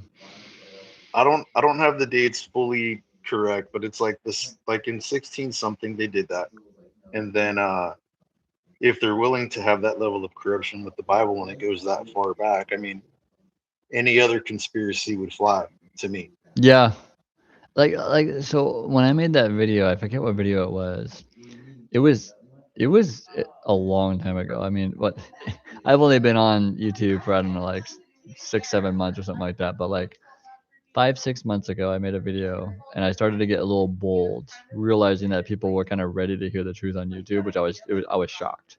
Because I thought everyone was gonna hate me. I thought everyone was gonna talk shit. I thought no one was gonna watch it. And then my video Bitcoin versus XRP, like the first one, like that one got like 3.5 thousand views. I was like, I was tired, bored, and like the light was fucking with my eyes in that video. But the content in there people received, and I was like, how is that the video that caught? The one where I went like deep dive saying it was outlandish shit was the one that people vibed with the most. So it made me more bold and made me start coming out and saying all this shit that I believe and all this stuff that I've concurred. And I'm like, I'm not going to be right on 100% of this shit. A lot of the stuff that I said in XRP versus Bitcoin was speculation based on my 16-year deep dives of how the New World Order thinks, how they act. But since that video, Versan has come out and confirmed things. Other people have come out and confirmed these things that I was just speculating about based on how they think. And the fact that I've been right on like 4 or 5 of those things now, I was like, holy shit. My speculation is apparently correct. Bro, when I first saw you on YouTube, I was like, dude, who's this guy? I was like, this dude, is this like some like tech bro or like some Silicon Valley dude in his robe? Like he sounds fucking sharp, right? And I I'm like, love what's it. with the robe, right? It was like every short that I was watching was you in the robe, and I'm like, like who's this guy? I love it, dude. I just hate to be slightly chilly. I'm skinny. I would say, Easy, that people are hungry out there for the truth, man. And even if we're not always 100% right, if you be honest with it, people, they respect you for that, man. Because we're all human, we all make mistakes and whatnot. But you know, like I said, the people are hungry for truth, man. And so when you come out there and you're just as real as can be, you know, they love that, man. That's all there is to it. I think one of my greatest advantages when I created this YouTube channel was that I didn't care. Like I didn't have any expectations of it. And that I think protected me from any sort of outside influence. It protected me from any sort of like, you know, making shit up. Like it's just like I was only ever gonna tell what I thought. And what was crazy was I was like, I don't care if I have 50 subscribers. Like I was like when I started this channel, I was like, if I could just have 5 people come back or 3 people come back at the end of making this YouTube channel and say like, hey, look, you kind of helped me across the finish line with XRP. I was a little bit not sure, and your video helped me, and now our family's doing better. That was my expectation of my hopes when I created this channel, and now I think we've helped more than 5 people. Yeah, Well, go ahead, Moneymaker. I was just gonna say real quick. You know, I don't know. We last night you put on that end of GEC, and they had Jake Clavier on there, and I think he summed it up so perfectly. It's like what us, you know, in the XRP army that post appreciation and whatnot, what we can do together, and the good that we can create. Kind of reminds me of like not David, but Brad said, we're going to put a dent in the universe, but in a good way. You know, that's what I'm looking forward to. That's where the fun part begins, man. Like everyone's creativity together to do some good in this world, man. Because there's only so many toys that you can have, and there's more to life to them than toys and all that stuff. I mean, don't get me wrong; those are fun and those are great, but you'll get bored of them sooner or later. You know? Well, you know what's crazy is to address what you just said, Moneymaker, and I hope people are listening to this, and I hope people like you know, rewatch this live and actually get to this point where we're talking about this stuff, because this is the important part. Like I was talking with Bullsnot earlier through chat, and it's like, dude, like fuck the Ferraris, fuck the cars, fuck the houses, fuck the, you know, traveling. Like I found Bullsnot through this. I found Moneymaker through this. And these are relationships that I intend to carry the rest of my life. And I'm like lucky to have found you guys. And the whole reason I found you guys was because I made a YouTube channel, something I was convicted about. You guys connected with it. And then now we have this relationship we can build and build off of for the rest of our lives. And there's hundreds of us, and it's a really cool thing to have just because of YouTube. And as shitty as YouTube can be, and as like questionable as YouTube can be, and whatever, like we were able to find each other and create this family on here, and be able to actually cross the finish line together, which will be, I think I'm more excited about that than the actual number going up. To go You know, back to what Moneymaker was saying about people being hungry, I think I was consuming so much information about XRP online on YouTube, and it was just getting drier and drier. You know, Oh, it was all boring as fuck. just yeah, it was terrible. And then I found your channel, and I found a couple of other people that I resonated with, but it was not like with you, bro. And it was refreshing, you know. So yeah, I'm definitely 100%. glad. Yeah, I'm definitely glad for that. Yeah, and you know, honestly, like I listen to channels like there's probably like I was even thinking about it today because I was scrolling, looking through my different accounts, trying to find like my subscribers, like what I'm subscribed to. And I was like, you know, what's the good content today? And I found like, you know, a couple okay videos.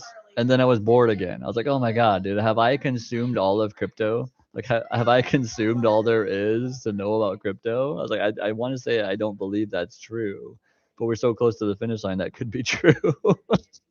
No, dude, I feel the same way, you know, and it's like, it's hard to find something new out there. Like Crypto Phoenix and XRP Labs came right after, and those two were like so refreshing because they broke it down and everything.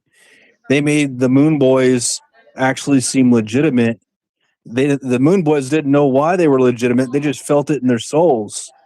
But now we know how it breaks down, you know, and it's trying to get information that's new and exciting that isn't the same old put out by every content creator out there that is you know, just it's a grind, man, like trying to find new information. Yeah, I and feel like. go Oh, ahead. go ahead, PZ. I don't have much to say. No, Go I was. ahead. Oh no, I was just gonna say. I think the telltale sign is low production quality.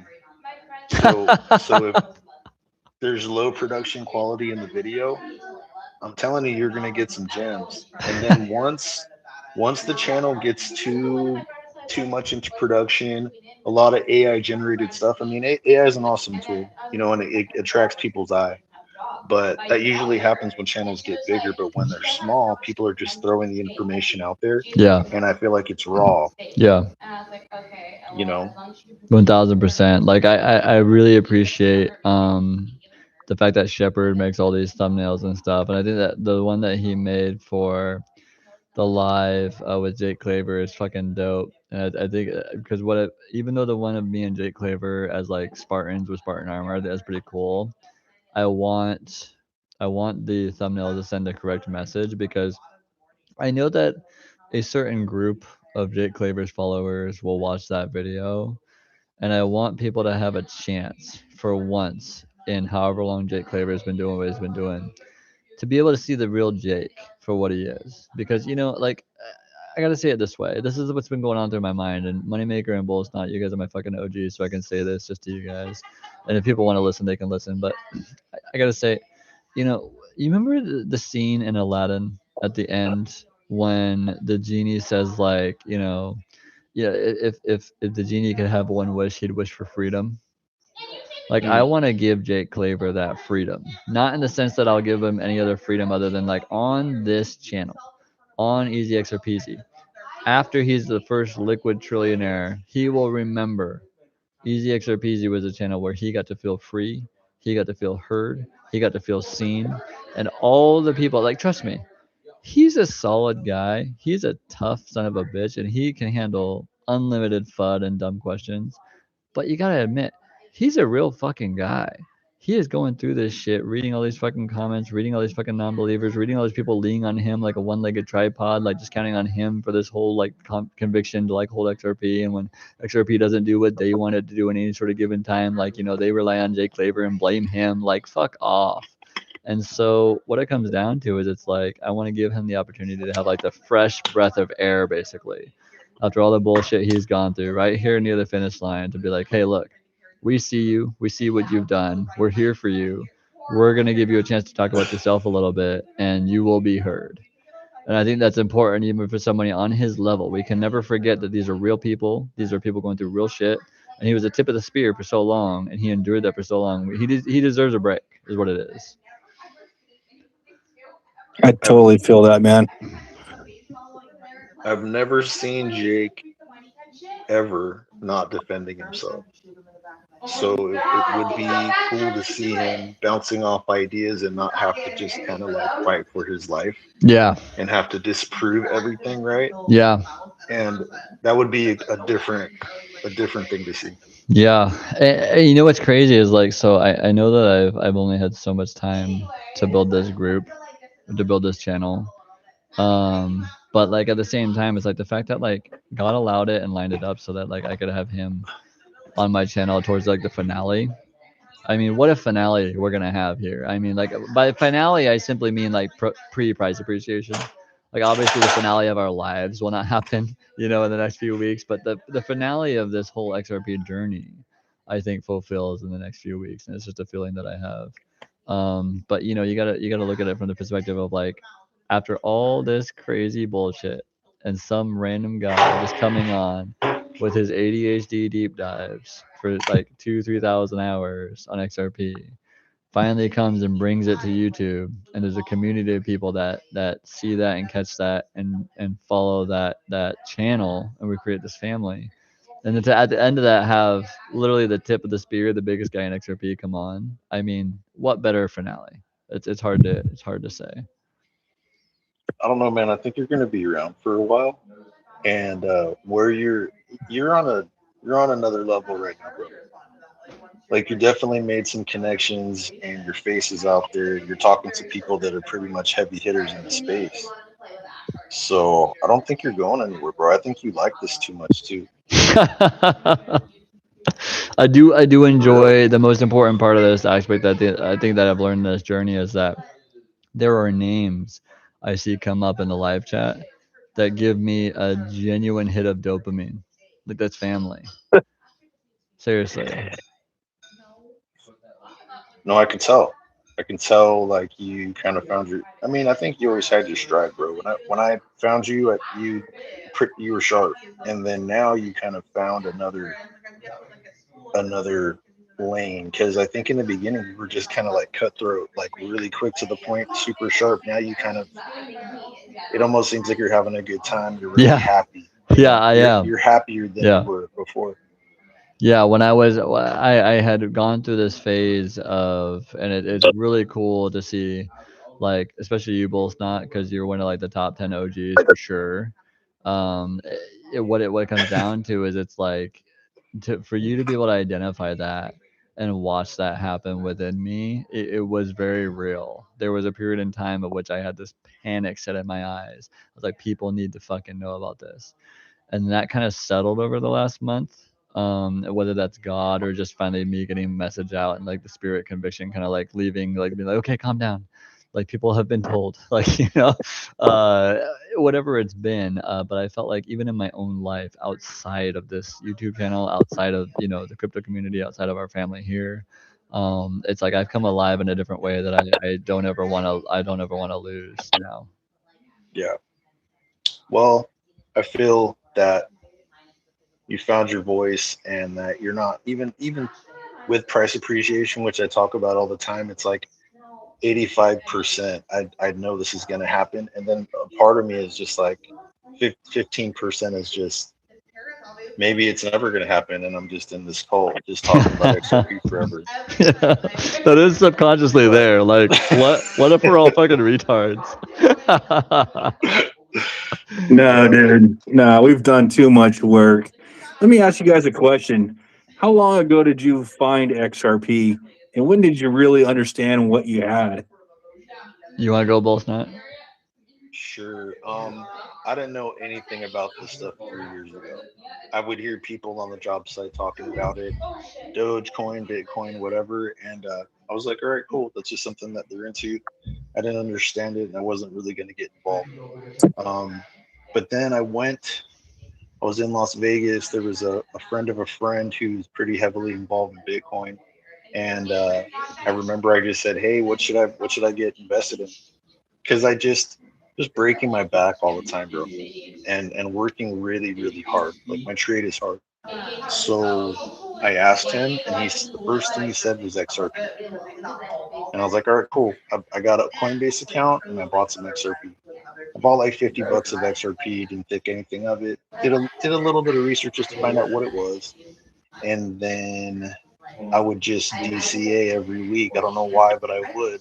I trusted this guy, and Good thing you did. I just then I held a little bit, dude. I held a pretty solid amount, and then I started to do research about a year ago, and it was just I consumed a ton of information, man, and then it just clicked. I was like, these motherfuckers are gonna get us on a digital currency. Yeah.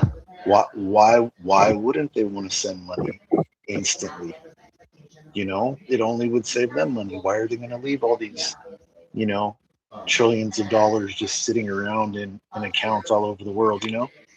I feel like for the chosen people to hold this, it was always obvious to us from early on. Look, the way that I approach everything is appeal to someone's self-interest, right? It could be young kids, it could be adults. It's like if you appeal to someone's self-interest, they're like animals, man. They're gonna survive. And XRP appeals to the self-interest of the powers that be 100%. There he is, the man, the myth, the legend. I love it. What's going on, fellas? I'm You're gonna leave serious for about I'm gonna leave for 1 minute. Just go get another drink real quick. I'll be right back. I should be doing what you're doing, bro. It's all good, man. One of these days I'll do a face reveal. Probably wearing a Batman mask for Spooky. I was on eBay, I was looking for a what do you call it? An orc mask, bro. I was like, man, can I get like a nylon orc mask just to cover my face? Just delete all the videos and start fresh with the orc mask. I don't know, Bolt's not. You're too handsome for the orc face. Yeah.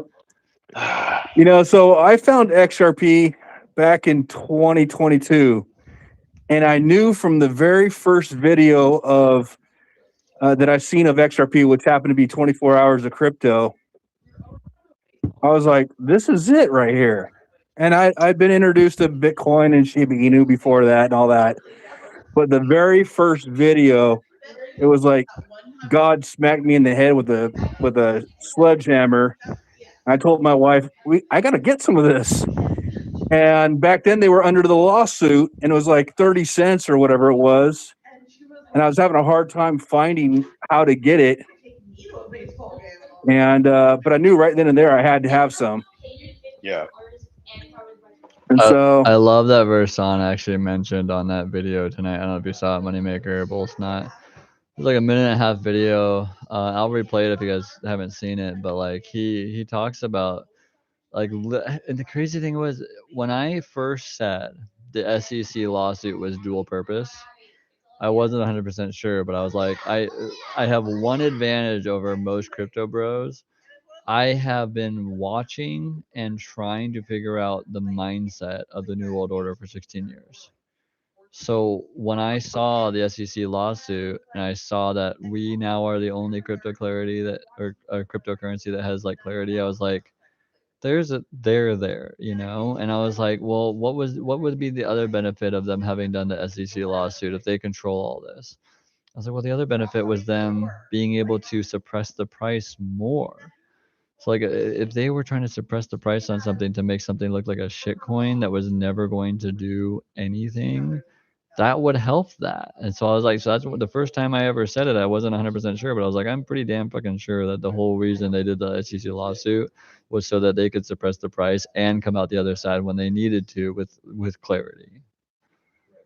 well, I don't know if I'm sure you probably heard this, but JP Morgan marched down to Ripple in San Francisco with an army full of attorneys and tried to purchase them. And Ripple told them no. And when was this? 2 weeks later, This was back just before the lawsuit. 2 weeks later, they got sued after they told J.P. Morgan no. I have not heard that. So, and it that goes is back even confirmation. deeper to the Epstein people. And what the hell? Oh, I've got a family over and they're telling stories. Okay.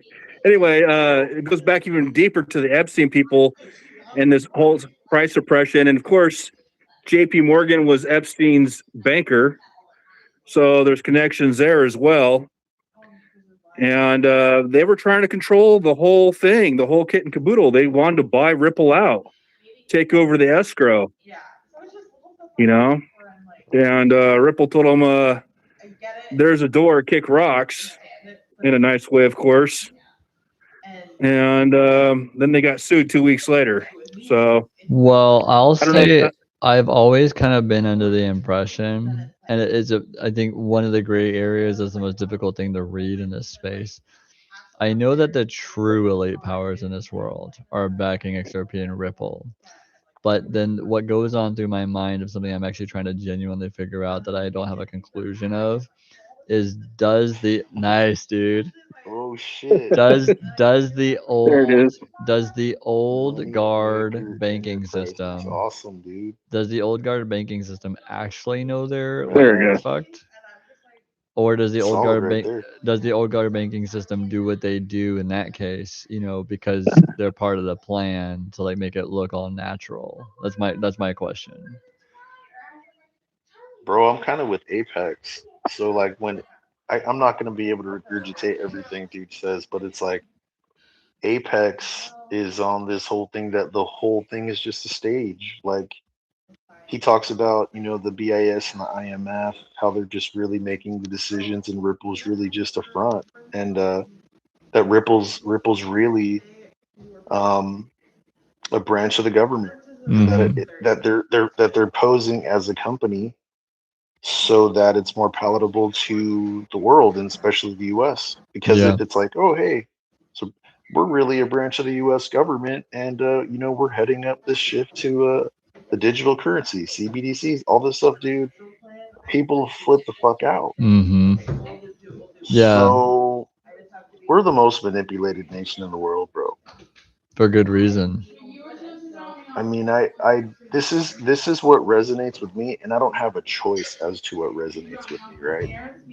It's like you hear it and it appeals to all the experiences you've had in your life where that's how you make your judgments, right? So I don't have a choice if I like Apex. It's just when I hear that, I'm like, that makes sense. So I could be wrong, but according to me, I like his take on it.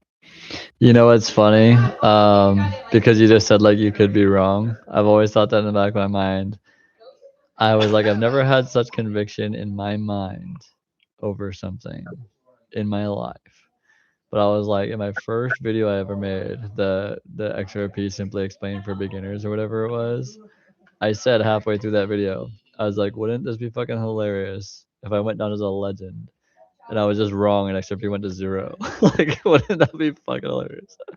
Like, You just like delete my right? account. I'm out of here. Right? I was like, sorry, I was a shepherd of fucking nothing.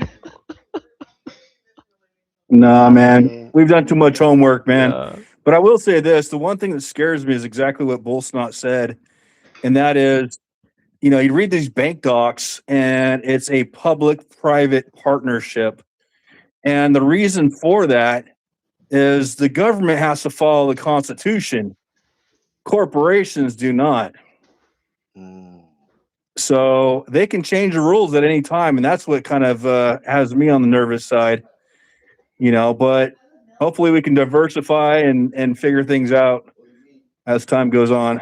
Well, the reason that I'm not nervous at all, and I think the most important thing I've tried to relay to people in this space, especially after 16 years of deep dives into the New World Order and their plans for other shit, the most important message I've tried to relay is that a lot of people get hung up on like, oh, I wonder if like XRP will be good for me in the end. I wonder if XRP and the price going up will be good for me in the end. Well, the answer is sadly like no.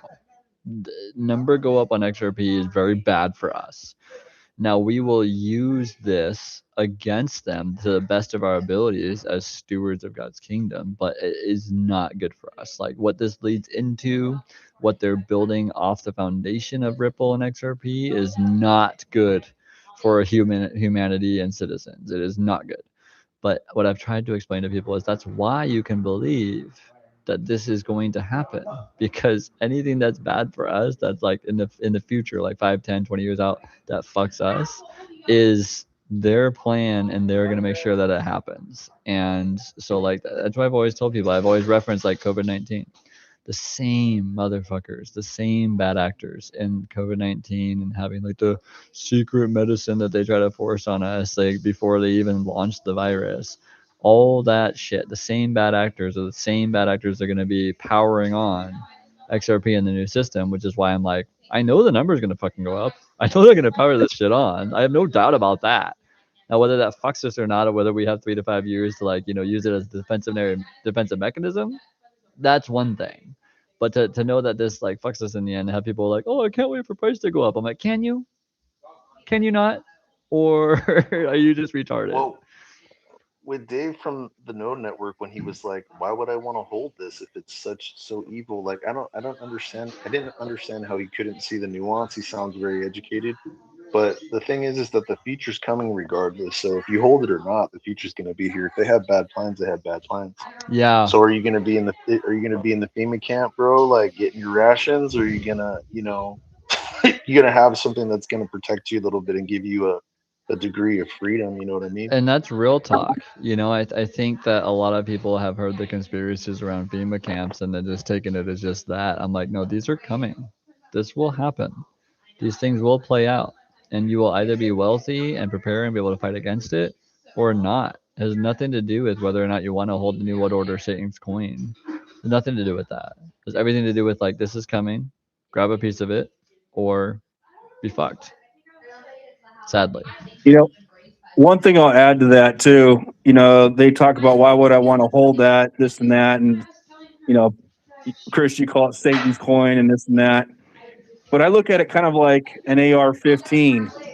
It's like, yeah, they're used for killing, but if I have one and I can defend myself, I can defend my family, I can defend my friends, my neighbors, whoever I want to defend.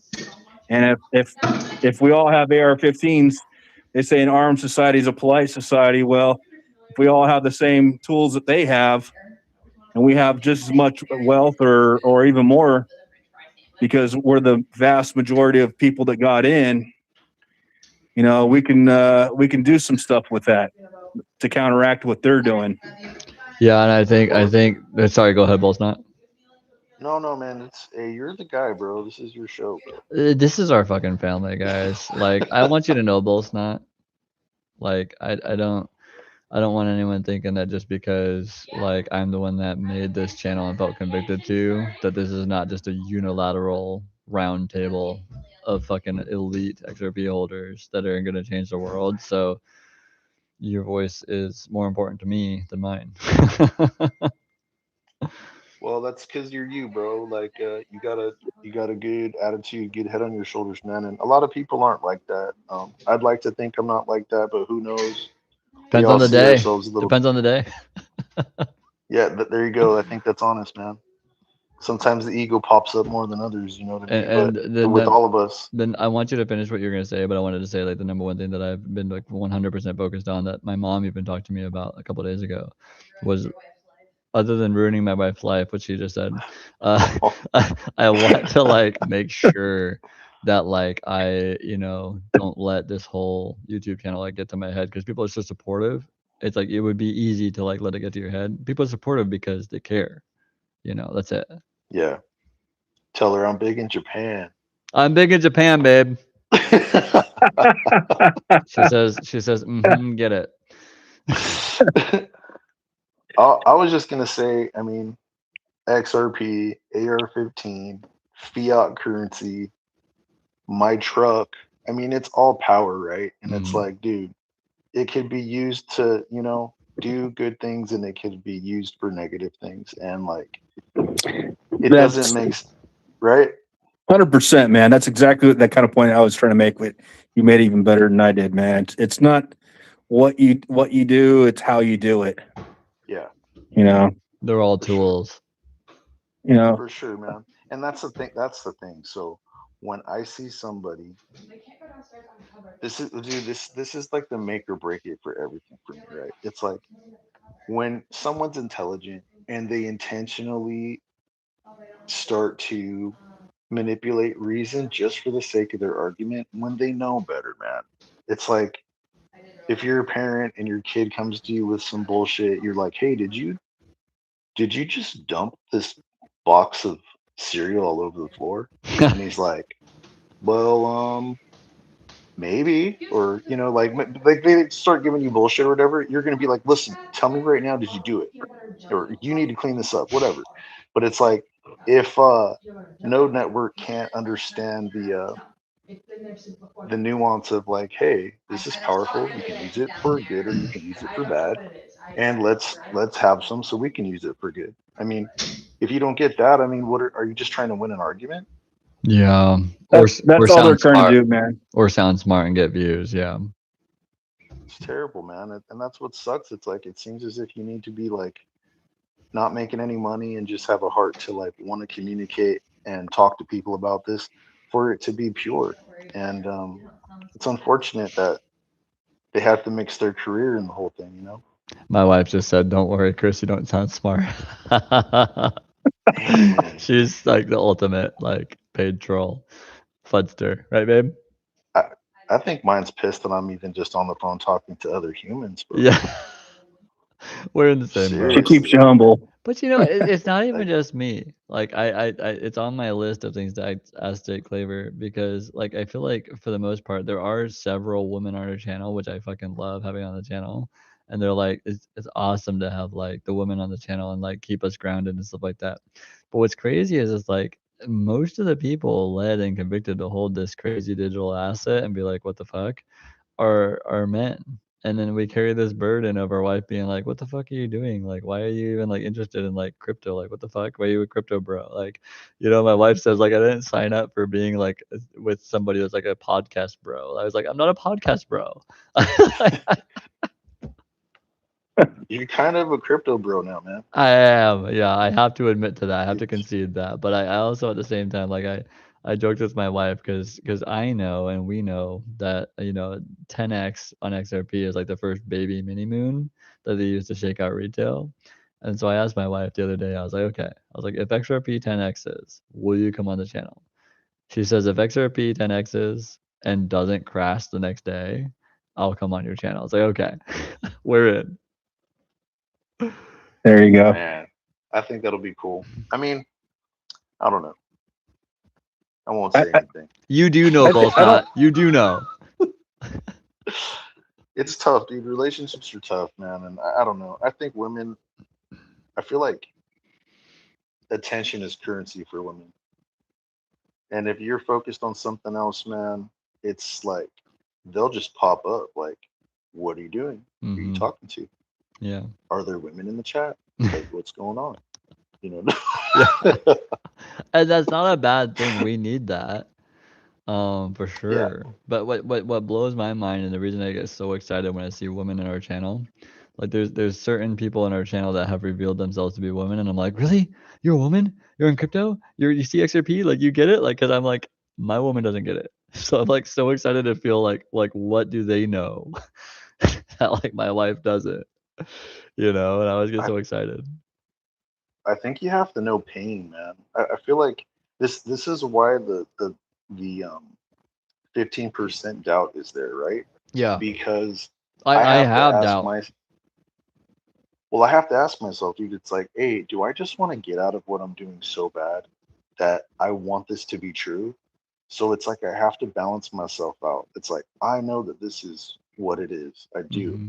But at the same time, is it the pain of the grind? Is it the pain of the knowing I'm going to do this till I die type of thing that's making me filled with hope to say this has to work?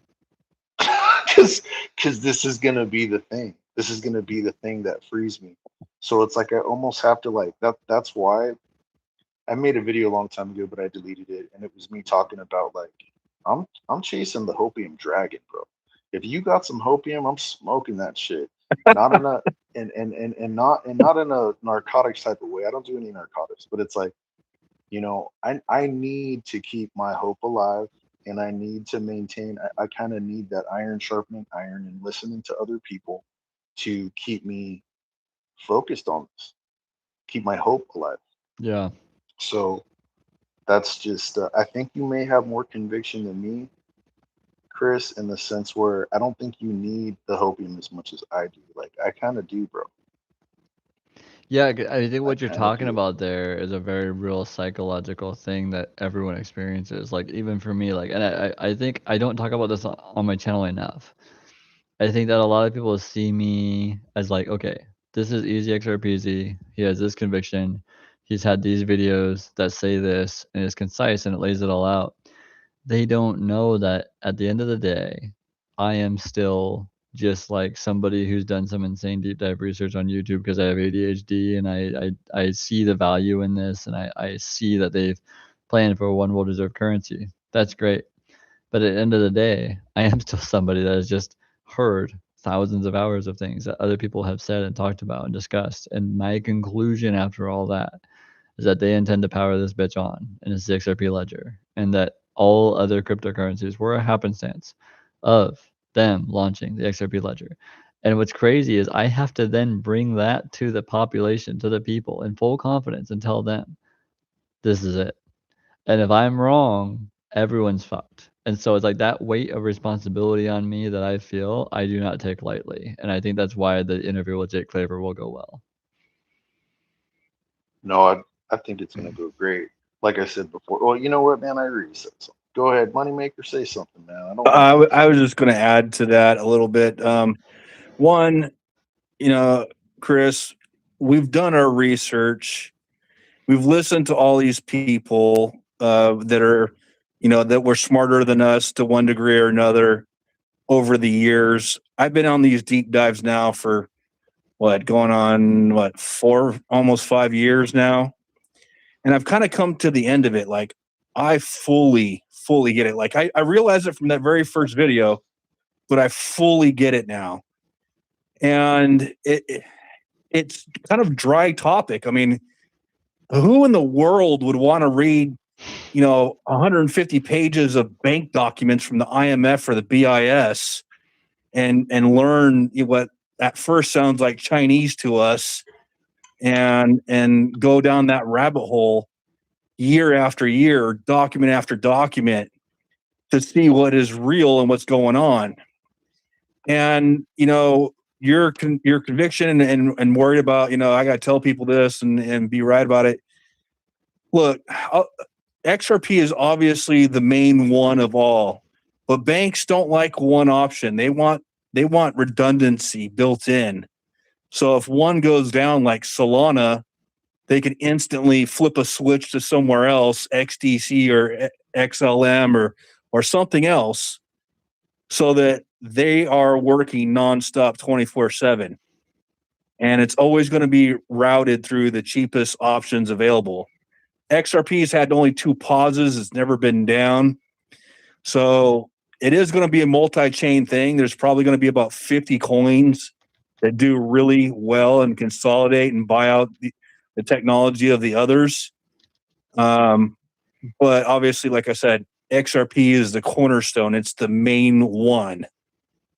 And so anyway, I wouldn't worry about telling people about XRP. I do it. I got sick of doing it. I almost stopped doing it now because most people won't listen, no matter how much conviction you have, no matter what evidence you show them. I think I've gotten 2 neighbors to 3 maybe neighbors to buy, couple of 1 or 2 friends to buy.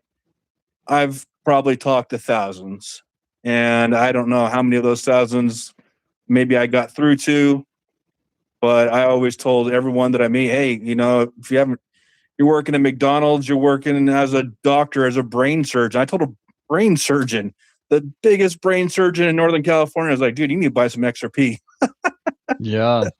And what You it know, really, what it really, Starbucks baristas, man. what it Same really, thing. I'm sorry. Go ahead. yeah, what it really comes down to is what you just said there, is that it doesn't matter what the profession is. It doesn't matter like how well we think they have it. Every single person deserves a chance to at least hear that this is going on. And that's where my conviction started. Like before the YouTube channel, which I don't know how many months ago it was now, before the YouTube channel, when I made the silly little username where I was like, oh, clever, easy XRPeezy. Like, like everyone like makes their own thing of it. But before I made that, like I was telling everyone that I fucking ran into, because I realized that if people just held but like 10 of these coins for like $1 at the time, or $1.50. I was like, if people but held 10, they stand a far better chance of surviving the New World Order's new system than had they not. And that was where like the beginning foundation level of my conviction came in. And so there was a point in time very recently where I realized in my head, I was like, wait, I kind of almost had like this blackout event where I was sharing this with everyone, making YouTube content, like feeling convicted in the spirit to say this and say that. And then people on X and YouTube and the comments would piss me off, and I'd make a fucking video and it'd get like 1,000 views. And I'd be like, oh, wait, I have now put my face out there and told all these hundreds of people that this is it. And I was like, a week or two ago, I was like, what if I'm wrong? Like, not like I thought I was wrong, but you know what I mean? I'm human. Like, I was like, what if I was like, I'm going to get 100 text messages whether I'm right or wrong. I hope I'm right. I mean, look, your subconscious has made the choice, man. You've consumed so much data that I think you just know it in your bones at this point. Yeah. And I have no doubts. I gotta say that about myself too, but I gotta throw in the human factor for myself. Like I do know myself, and I feel like for so much of my life, there was a time in my 20s where I made a conscious decision to kind of like put the child away, and like large dreams, I kind of just I shelved them, and I was like, this is what works. I'm gonna do things like this. I'm gonna hunker down. It's difficult for me, but I'm gonna chop all this other excess stuff off of me to fit into the round hole. And once XRP opened up and I started to think about this, and then also the opportunity, it was like I started to kind of let it out again, like kind of become more of myself. So what happens there is like I go, am I just wanting to be myself so much that this has to happen? Right? Yeah. Like this has to happen now, because you know what I mean? Yeah. I'm kind of like becoming myself again, right? So honestly, man, that's how I let that little bit of doubt in. But I've spent this entire year, just, you could ask anybody in my family. I've been just consuming so much information, and I know at this point that this is gonna go down. Mm-hmm. You know. Oh, your phone charger is. Where did I put that? Like Jake said, bull snot. Dream a little bigger, brother. Dream a little bigger. That's the facts, man. Like my dreams for what is possible now, I haven't allowed myself to think like that in a very long time.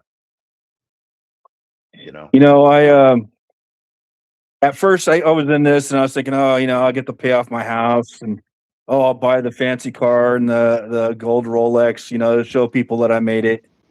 And now I don't give a fuck about none of that stuff. It doesn't even matter to me. Like, I want to make sure my family's taken care of, and I'm going to find ways where I can truly, genuinely change people's lives for the better.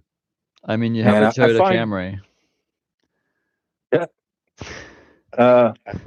Go ahead, bro. What were you gonna say? I was just gonna say, of all the people that I talk to, it's funny. It's like the ones that have the least seem like they listen the most, and the ones that had the most listen the least. So maybe there's something to that. I don't know. What? It's like if you got all. Go ahead. When it comes to just telling them about XRP and crypto, and I'd make the point, well, look what Bitcoin did, and this is the Bitcoin 2.0, and it's going to be like Bitcoin but on steroids, and you got to pay attention to this. Get some while you can while it's still a buck. It's hard to believe. And you're going low ball, man. You're saying, you know, get 10 or get 100. I'm like, no, start with a minimum of 1,000 and then work your way up to 10,000. Yeah, it's hard to believe for the average person. Yeah, and it's obviously, you know, money's tight, and most people don't have $500 to afford a little emergency or whatever. So trying to get together, you know, $1,500 to buy 1,000 XRP right now is out of most people's reach. Yeah, the average American, you know, which is kind of sad, to be honest with you. But that's the times that we live in right now. But my point, I guess, better is along your lines is just get whatever you can afford. I don't care if it's a cup of coffee, if you got to stop going to the strip club, you know, once a month or whatever it is.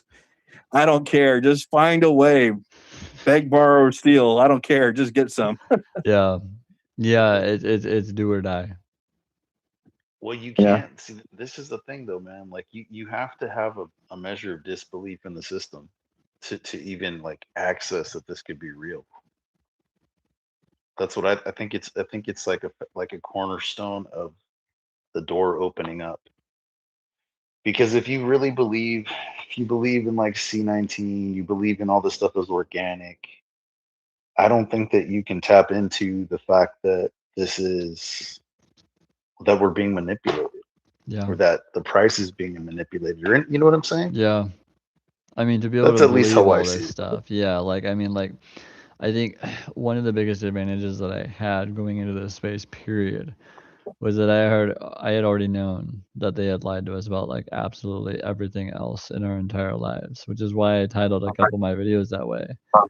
You know, they'd already lied to us about everything else. So why on earth would they be truthful to us about crypto, about what ledger they intend to use, why crypto was created? And so like you have to dig deeper, which takes time, which takes effort, which takes mental stamina, which takes listening to a bunch of dry bullshit, which a lot of people don't have like the, you know, ability to do or the luxury to do. And so because I had the ability and the luxury to do that, I did, and I feel like it was a deeply rewarding experience where I learned what most people wish they knew, which is where I sit now. Yeah, I mean, bro, what they want to do, like with the robots and AI and everything, it's like they want to destroy human connection entirely, right? Mm-hmm. So they talk about, okay, there's going to be this artificial entity that's going to be able to do whatever clerical work, white collar jobs, you know, all the admin, customer service, yeah.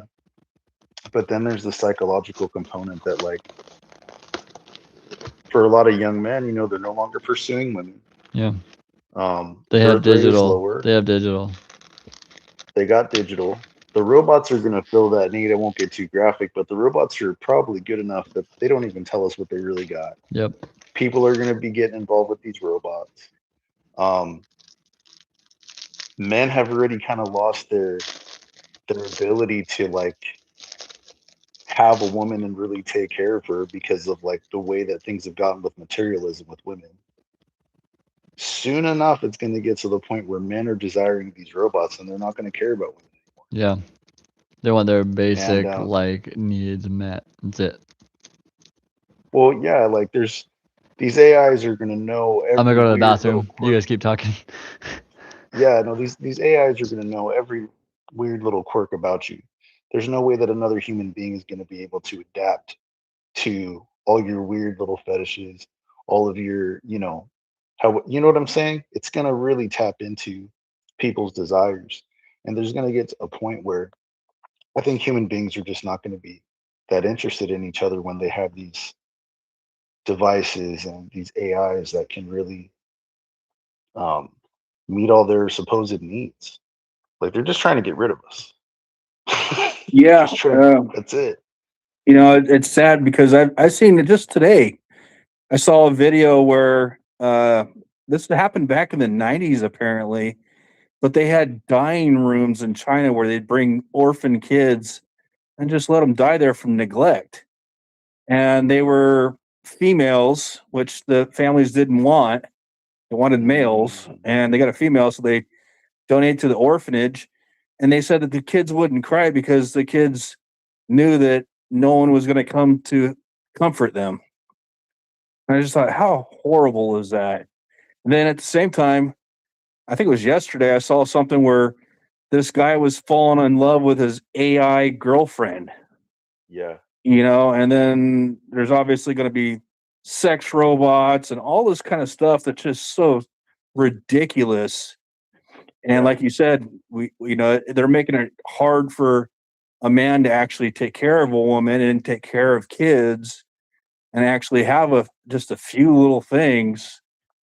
I mean, they've debased this dollar. You know, I watched or I heard it's probably about a week or two ago, but they were saying that somebody that made minimum wage in 1971 standard of living is the same as someone makes $100,000 today. Yeah. That's just ridiculous. I mean, you think $100,000 a lot, and that's what someone in 1970s was making working at the gas station, you know, cleaning your windshield. You know, that's how impossible it is to make it. And then you live in a godforsaken state like mine, California, where the average home was like 700,000. You know, the other day I was driving through a so-called nice neighborhood, and I remember when I was a kid growing up, when you said you had $1 million home, that was a freaking mansion. Now today, I asked him, how much are these homes out here? He goes, oh, 1.5. And I looked at the houses, and they were just like your average man's 4-bedroom, 3-bath, nothing special. Yep. For 1.5 mil. And I'm just thinking, that's not a mansion. How the hell did this happen? You know, so I look back. Too, bro. It's the same deal down here. I'm in the South. You're in SoCal? Yeah. LA or San Diego? I am outside of LA. I.e. somewhere around some. You know, I don't want to tell the wolves exactly. Yeah, that's okay, brother. I consider LA all the way to like Riverside, all LA, greater LA area. Yeah, I'm around that general area. Yeah, you already know, man. Like the houses are ridiculous. $1 million home around here, probably. Yeah. No, I can't see the video.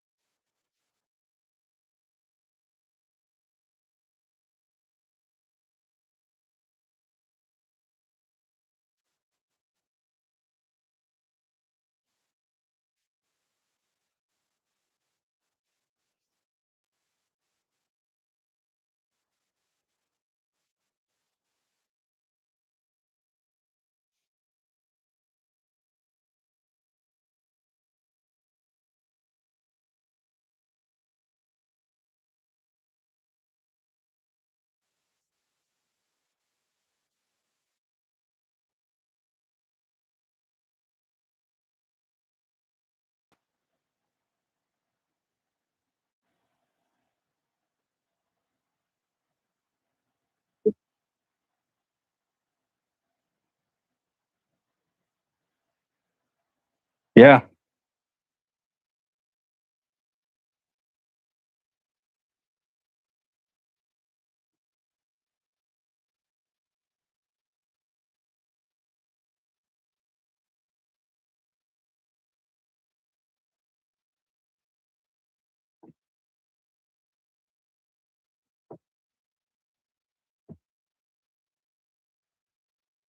Yeah.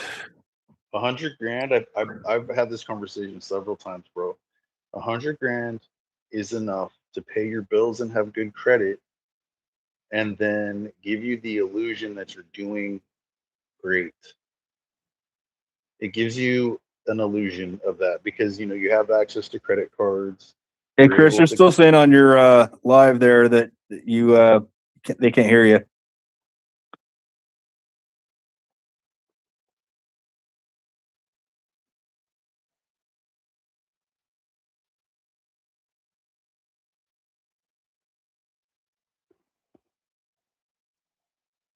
I hear you just fine.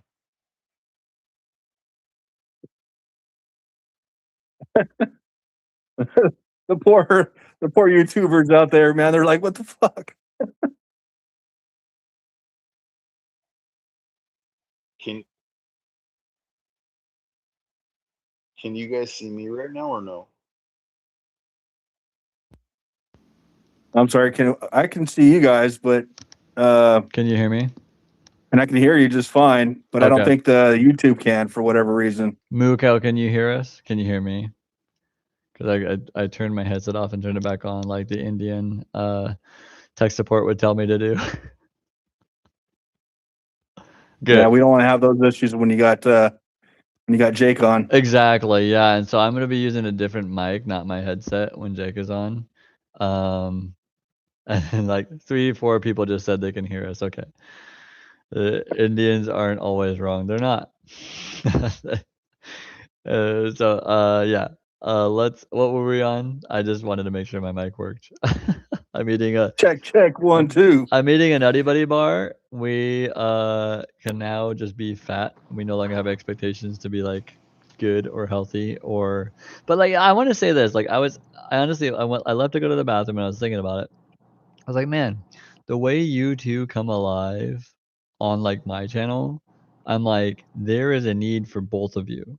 Like whether that's YouTube, whatever, like people need to hear your wisdom and stuff. And so I just wanted you guys know and encourage you guys that like I'm not the only idiot out here talking about shit. You guys know your shit. You guys are both really wise and you guys have helped me out a lot on my journey.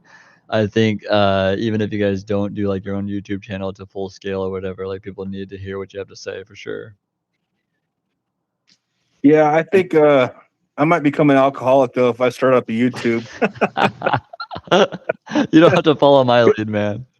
Because I'll sit there and I'll break open a bottle of scotch and be like drinking, talking, and next thing I know the bottle's gone and Yeah, I'm like, that all is right guys, definitely a I'm going to bed possibility. now. Nothing I wrong feel with like I that. need a framework, bro. I can't just riff. If I riff, I'm gonna say too much. But you know what? Like saying too much is what got me even remotely a community on here, and it was worth it. Yeah. I have a problem with I'm over Authority. here flirting with disaster, showing my face to everybody, and then at the same time I'm incredibly paranoid about people seeing me. You know, it's a weird little dance I do. I'm both. So I'm both. Like, when me and you were having that conversation about like, my anonymity in the future and maybe like burning my YouTube channel so that like, we could protect, like me and my family from future events and stuff like that. I think to some degree there is a fine line to walk in which people need to hear what you have to say. They need to see what you have to say. And I don't even think Moneymaker like has a bad idea with like the mask so that like, it's not easy to identify who you are, but you can still get your eyes and your voice and your message out there. There's a lot of good ways to do it. I think the most important thing to mention is just that both of you guys have incredible wisdom. You guys both have insanely powerful things to say, important things to say. People need to hear that I can't tell them. And I think it's important, however you guys, feel convicted to share that, to share it. I think it's good. well, I think 3 is the magic number, right? Because and I'm like that with friends for like friend groups too. Because if there's 3 people, then I can chill and not have to say everything all the time, you know? So if I have like 2 buddies and they're just talking and I'm just here quiet, like, yeah, that sounds really good. I love that you Like, forgot you were on a works live. good. Yeah, I can't see the chat with this app or whatever. Yeah, So on the I phone. feel like I'm just talking to you guys. But dude, that's when you come alive. And like honestly, like this YouTube channel has allowed me to come alive. And so like if you guys watch my first video, which I wouldn't encourage you to do because the info is dead from that period of time. But like if you guys were to watch my first YouTube video till now, especially like my rants, I have come 110% alive through this YouTube journey. And I think that, you know, God had always intended me to come alive in that way, and to become, you know, what easy XRP for whatever for crypto, and have Jake Claver on the show and stuff like that. You know, like not like Jake Claver is the end all be all, but it's an important monument to be able to say like, hey, look, I know what the fuck I'm talking about with crypto. Let's have this conversation. Jake was like the first person that I really started to listen to when I wanted to learn about XRP. And I thought it was cool because he was just positive and I don't know. I used to be in sales when I was young, and I don't know. I think I respect his approach. He doesn't seem like a dick. Doesn't seem like an asshole or anything. He seems like he's well adjusted and like fairly humble. Yeah. And I like how he breaks things down. Some of these other guys, I'm like, man, you like really think you're hot shit out here. And I understand it. Like having a lot of people looking at you and valuing your opinion, I'm sure feels good. But you got to be able to keep yourself grounded to some extent. You know, you're not that awesome, are you? You know? Yeah. I think it's one thing I'll say about. Oh, go ahead. I was just gonna say one thing I'll say about Jake. You know, before I saw him for the very first time, one thing that kind of turned me off about XRP was like, it seemed like it was a bunch of guys in a hoodie smoking a joint and then throwing up riddles and stuff like that. And I was like, how am I going to invest in riddles, man? Show me the data. I kind of like Dave back then, you know, but I was actually willing to give it a shot because, you know, something about what 24-hour crypto said. I was like, I got to check this out. But you know, when I first heard Jake, it was like, oh, finally.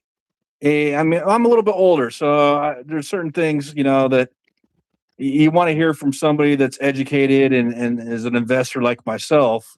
And I was like, finally, an adult in the room, not some 20-year-old in a hoodie that's smoking a joint and, you know, talking about we going to the moon. And don't get me wrong, I love them guys. I got nothing against them whatsoever. They all serve but their I was purpose. just like, I needed to hear some more sound wisdom rather than just, hey, we're going for it, you know, and that's it. Yeah. You know. Yeah. I'll definitely say like, oh, go ahead. No, I'll be real quick. It's funny because you found it the opposite of me. I found Jake and I was hearing this like, you know, almost like you're sitting down talking to a professional about the asset. And then later I saw the riddles and I was like, what the hell is this? There's like all this lore and all this stuff going on. Like, I got to deep dive this too now. That was kind of interesting. Go ahead. That was one of the funniest things for me when I was watching the Node Network, because I'll be honest, like we're at 11:48 p.m. Pacific time. I'm eating a fucking Nutty Buddy bar. You know, like I've had like a hard cider. Like I'm not trying to prove anything like this late in the live. I'll just come out and say, I fucking love the Node Network guys. I think they're all great. I think they're all funny. I think they're all real people. I don't know why they can't see it. I don't know why they didn't take what I said and ran to the bank and got more XRP. I don't know. I really can't, you know, choose that part of their journey for them. But like we gave them all the ammunition we could to see what's actually going on here and to not be distracted by the smoke screen of what is just like DeFi and tunnel vision, like playing with these little toys of like Canton and stuff like that, and Aerodrome or whatever. Like I want them to do well. But they fall into the same category of people, to me, of the people that haven't had the opportunity to see crypto in general, let alone XRP, or get on, you know, a channel like ours or a family or community like ours to like join hands and be like, hey, look, we've seen some shit. This is happening, and you need to fucking hold some. And I tried to relate that to them, and I don't think they caught it, and I don't think there's anything we can do about it. No, See, dude. One thing that pisses me off about them, and don't get this twisted. I love them as people, and I respect the hell out of their Mike's, you know, being a veteran and living off the grid, and Dave, his options trading and his knowledge of DeFi and all that. But that said, what pisses me off about them though is that their FUD is going to keep people out of this. Yeah. Or it's going to make them think twice, and then they're going to not take action because they're worried about it. Yeah. And that's one thing that's always irked me about it, because I've been trying to get them to see the light. And like I said, I've been trying to also figure out why the hell won't they see the light? Like, why Mhm. won't they look into this? Mhm. You know, they There's- won't look deeper than skin deep. You know, I mean, it's like there's so There's much no more way to they this. don't know. There's Moneymaker. There's no way they don't know. That's exactly what I'm saying. Like, they gotta know. I mean, Dave's so smart. He's like Rain Man, you know, but he's only intelligent in certain things. And outside of those things, he can't see. He's not well rounded. He can't see what's going on. Bro, he sees it. I just don't think that's part of the script. I think that there Yeah. is paid FUD. Like, I have to say, like, because I've read them as people, I've seen them and listened to them and talked to them enough to know that, like, there are times when I'm talking to the real Mike and Dave, and there's times when it feels like I'm talking to the paid FUD Mike and Dave. And it's weird to decipher both. Like, every time I've talked to Moneymaker XRP, every time I've talked to Bullsnut XRP, I'm dealing with just that, those people. But there's been several times in which I've talked to Mike and David on the Node Network, and they were Mike and David hanging out in like their Red Pill channel or whatever. And then there's times when I was talking to Mike and David on the Node Network, and they were paid FUD sounding motherfuckers. So it's really hard to say, you know, with any sort of certain clarity, other than the fact that all the evidence points to, just based on reading people, they might be paid FUD. Sadly. Yeah. I think it's just the brand, you know, you develop a brand, you got your audience. Like, how's it gonna look if he goes to Node Network and he's like, hey guys, you know what? I think I might have been wrong. I think it's XRP, right? Like, Oh man. how's that gonna look? Oh man. It's like do you guys watch Dave Chappelle, like Tyrone Oh, yeah. Biggums or whatever, bro? yeah. Like who was the guy? Who was the black white supremacist? Oh, Clayton God. Bigsby? Yeah, Clayton Bigsby, yep. It's like, oh, we can't tell him he's black. We can kill himself. It's like he's too valuable to the movement, right? Yeah. And to himself, So you know. there comes a point where you're like, hey, we got this machine running. Dude, check out all these views. Super chat, super chat, super chat. Look, we're doing these collabs. I sold this shit ton of merch. Fuck it, let it ride. Yeah. And they doubled down to a point to where now, you know, if we look at it introspectively, because I think, you know, like I've said, like at this time of night, this deep into the live with you two, I think nobody's hiding anything at this point in time at night. Genuinely, they might have dug themselves into such a deep hole, they can't leave now. Their mantra around XRP is not valuable. They can't leave. No doubt. Yeah, I think the machine's the node machine is running and it's warm. Can't turn it off and reset the thing. Yeah. Just let it go. Yeah. And then maybe they do believe just enough in DeFi and Canton to think that it could actually become enough to replace what they'll lose in XRP or whatever. But I mean, I wouldn't be shocked if they each hold 1,000 XRP. Well, this is what I okay, I agree. I think would. they hold XRP, bro. They do. Now, another thing is this: when he talks about Bitcoin, because I tuned in maybe a week ago and I was listening to Dave talk about on his panel. He had a few people with different ideas, and then he was talking about, oh, it was with Jake. It was with Jake, and he was talking about Bitcoin as the thing, and that's what he would hope it to be, and this, that, and the other. And I'm kind of losing my train of thought, but he was so pro Bitcoin and everything, but I don't know, it left. The concept just left my mind. I lost it. It happens to I'll me get all it the back time. later. Happens to me all the time. Oh, No joke. I'll It's say like, this: I've known Dave for so long that I think he said that he'd buy 100 XRP just for the show. And then I heard later on in another show they said, "Oh, we're gonna buy 100 XRP, 50 for me and 50 for him, for Mike and Dave." And honestly, I don't even think they're gonna buy that, man. Like, Dave is such an XRP hater, and I've known him for 2 years now. Like, he hates it. Like like a Jew would hate a Muslim. I just don't. I'm not trying to be racist here, but I'm just serious, man. Real. Like it is like life and death, man. Like that he's been a Bitcoin guy his whole life, or as far as I know, and that's the competition. And then he can't let go of his ego. You know, that's what I'm thinking it is. I don't even think he's paid. Like that guy would talk shit about XRP even if you didn't pay him. Yeah, he might be paid. I don't know, but as far as I can tell, he actually loves to talk shit about XRP. yeah. Well, You know, what? it just came back to me because I was gonna say I would like to ask him if he believed in Bitcoin in the beginning, but he did because he said that he bought it for $40. Mm.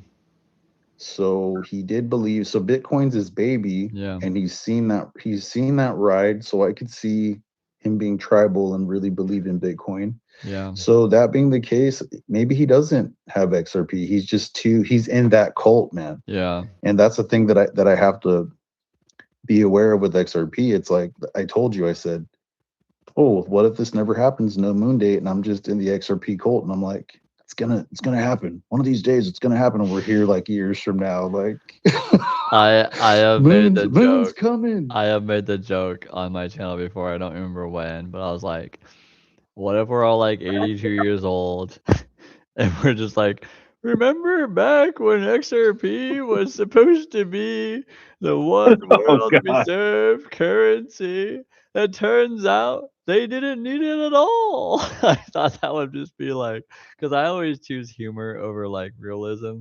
And so like I Yeah. always thought that'd be so funny if that ended up being, I know it's not how it's gonna play out because I really do know everything that I've said, but it is funny to like, you know, make the jokes because it's such a raw, weird, crazy space to be in. I mean, think about it. Like us three here, we could be doing anything else.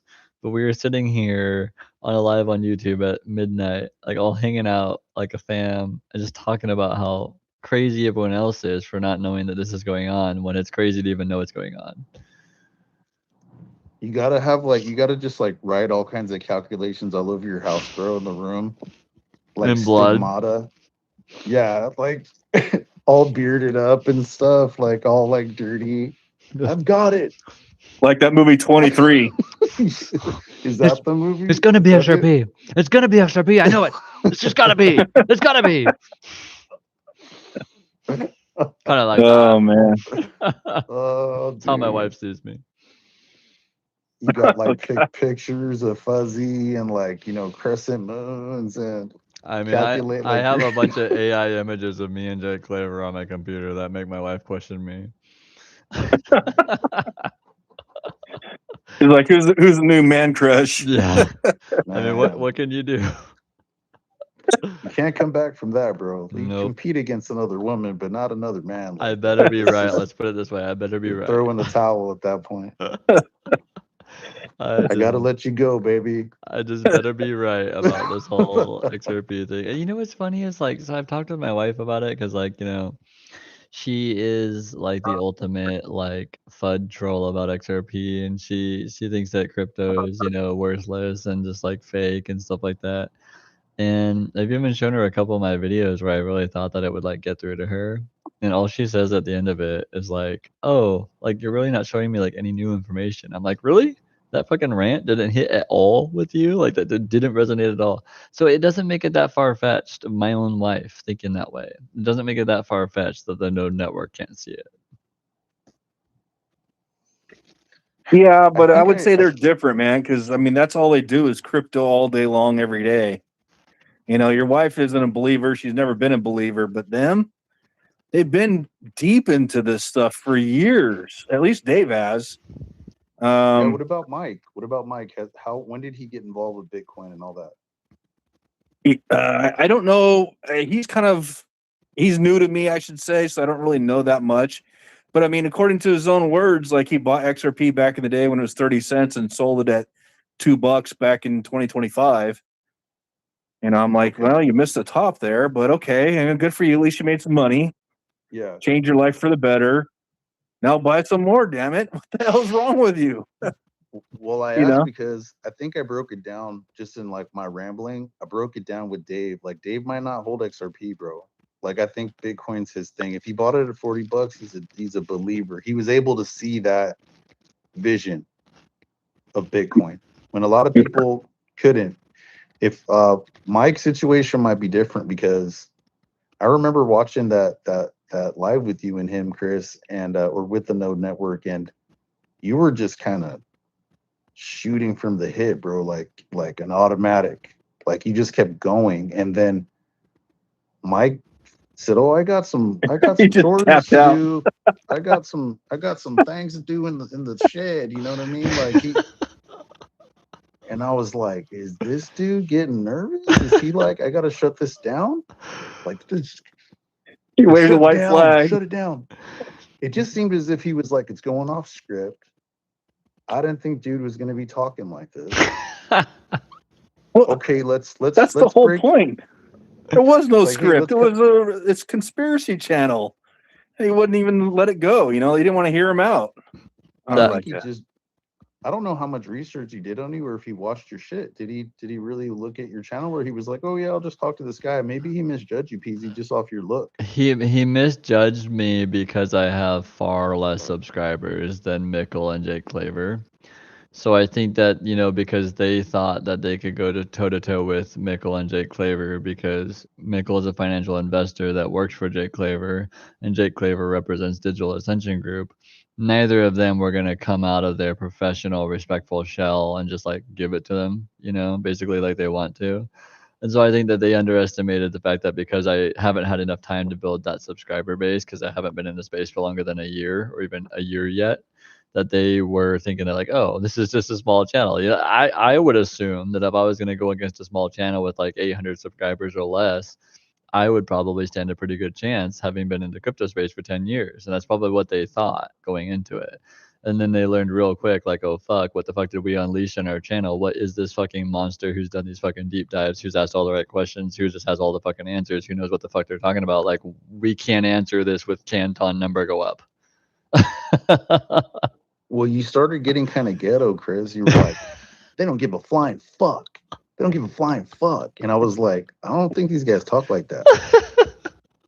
They don't get And it. then you kept saying that, and I was like, "Oh, dude, he's counting him down with his F word." Well, one thing I'll say too is, to non-believers, obviously we sound a little out there. Oh yeah. Like, and unless you're a believer, unless you understand crypto, you just come at somebody and be like, "Hey, buddy, buy this crypto. It's $1.40 right now, and it's going to go to $100,000. It's going to change your life forever." And he's going to be like, "What the hell are you trying to sell me, man?" Like I've told people this, and they just look at you like, "What the fuck are you?" Yeah, I've always had a similar reaction, like, because like I think the reason that it was so easy for me to steamroll the Node Network was that I had already steamrolled 100 people in real life by the time I ran into them. And so there were people that I would explain this to in person, like just with my conviction, like, hey, look, this is going to happen. Anyone holding on to this stupid cheap asset is going to like be, considerably wealthy in the future just because this event's playing out. And so like they'd see something in my eyes that was like a bit off or different enough for them to understand, like, oh, like we should probably listen to what he's saying because this guy seems spooked. And that was literally how it always came out in person. And so that then translated to my YouTube channel, and I think people sensed I was spooked about something. And I think that was the only reason that the Easy XRP channel caught on to the community. It was just people go like, this guy's spooked about something. I should probably see what that's about. But he couldn't have watched any of your videos. I think if he had watched your videos, then he might have been a little bit prepared as to how you get down, like as far as expressing yourself. Yeah, they had no clue. They had no clue what they unleashed on their channel. Dude, they don't watch anything that has any kind of XRP content. They're like vampires of garlic with it. I mean, it's just, they didn't really prepare for Mickle. They didn't prepare for Jake.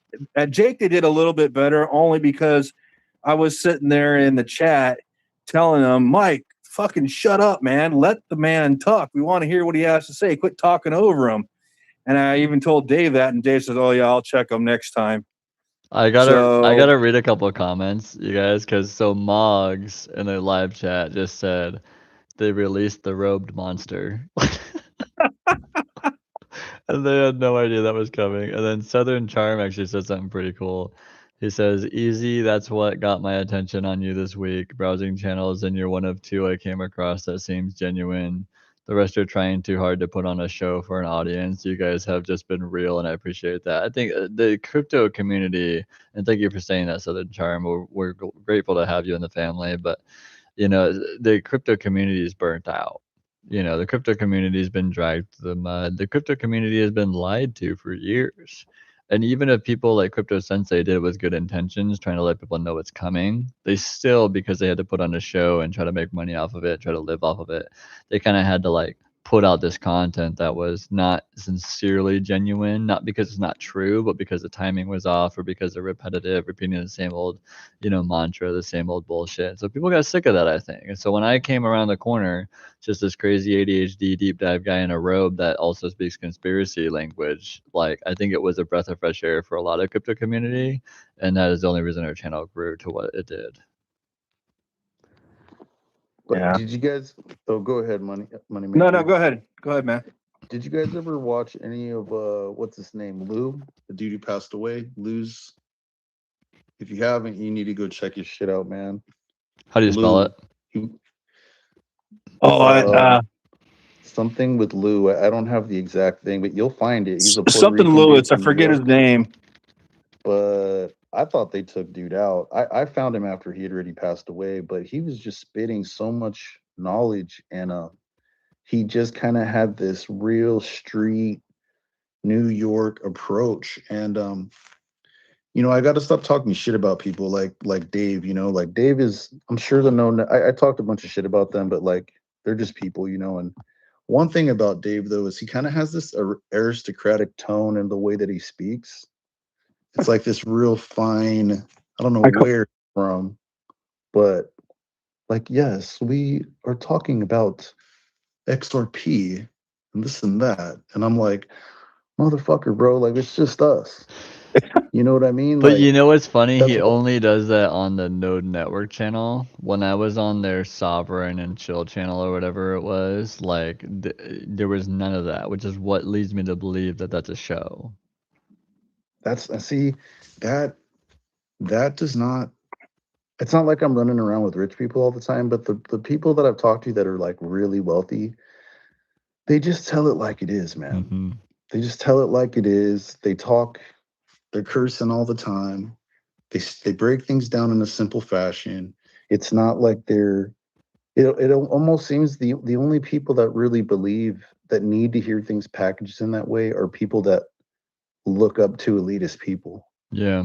And you know, you need to just frame things. People want to know what's going on, break it down, be direct, and people are going to respect what you have to say. But I can't really stomach that for too long when it comes to like Dave's like aristocratic way of speaking. Like Jake doesn't talk like that. No. You know, like it's like he has this it's like sometimes you'll watch like some old movie or whatever, and like he kind of has this thing like he was educated at Oxford and he tried to do like the American version of that. He's the Great Gatsby. I don't know, dude. I mean, maybe I'm just too hood or too ghetto, whatever it is. Maybe that's all that it is for me. But like, I don't know. I don't think it's that. I think it's just that I just would resonate with just more direct information. You don't Yeah, have to well, package it all I fancy. think what our family we've built here, in this community, like just because, you know, like I said, like just because I happen to be the one that came out and made a channel and people flocked to it does not mean that like I see myself as like some sort of leader of some sort of group. I see it as like, oh, these people resonated with what I said and I thought it was crazy. Cool. That's how I see it. And so like when I'm talking with all these people in chat, I'm talking with all these people, like some people say really nice things to me and I'm like, I hope that's true. But like, I mean, like genuinely, like I'm about to have this like live with Jake Claver, and like 9 months ago, I had just found out who Jake Claver was, and I was like, oh, this seems to be like the biggest guy in XRP. And then like 9 months later, like let me put it this way, like last night I had a phone call with the guy who actually told me about XRP. He's my best friend from my high school. His name's Jason, and I'll probably have him on the show sometime. but he knows I'm a deep diver. He knows I will lose my fucking mind seeking the truth on shit, even if it doesn't make sense to. So he said one day on the phone, he goes, "Oh, did you hear what happened to XRP?" Because he was counting on me to like lose my mind and go down the deep dive, and he would know then as a result of that whether or not it was worth it to hold XRP. I came back to him like a month later. I'm like, "Dude, do you have any idea what the fuck you're talking about holding?" And he goes, "What do you mean?" And I explained it all to him after a month. He goes, "Holy shit, bro." Like, all I did was just ask you what happened to XRP, and like you just fucking like took it to the next level. And 9 months later, I was talking on the phone with him last night, and I was like, "Dude, I'm having Jake Claver come on my show." He's like, "What the fuck, dude? I just wanted you to do a deep dive, figure out whether XRP was shit or not, and you now have fucking Jake Claver coming on your fucking show." He's like, "What the fuck?"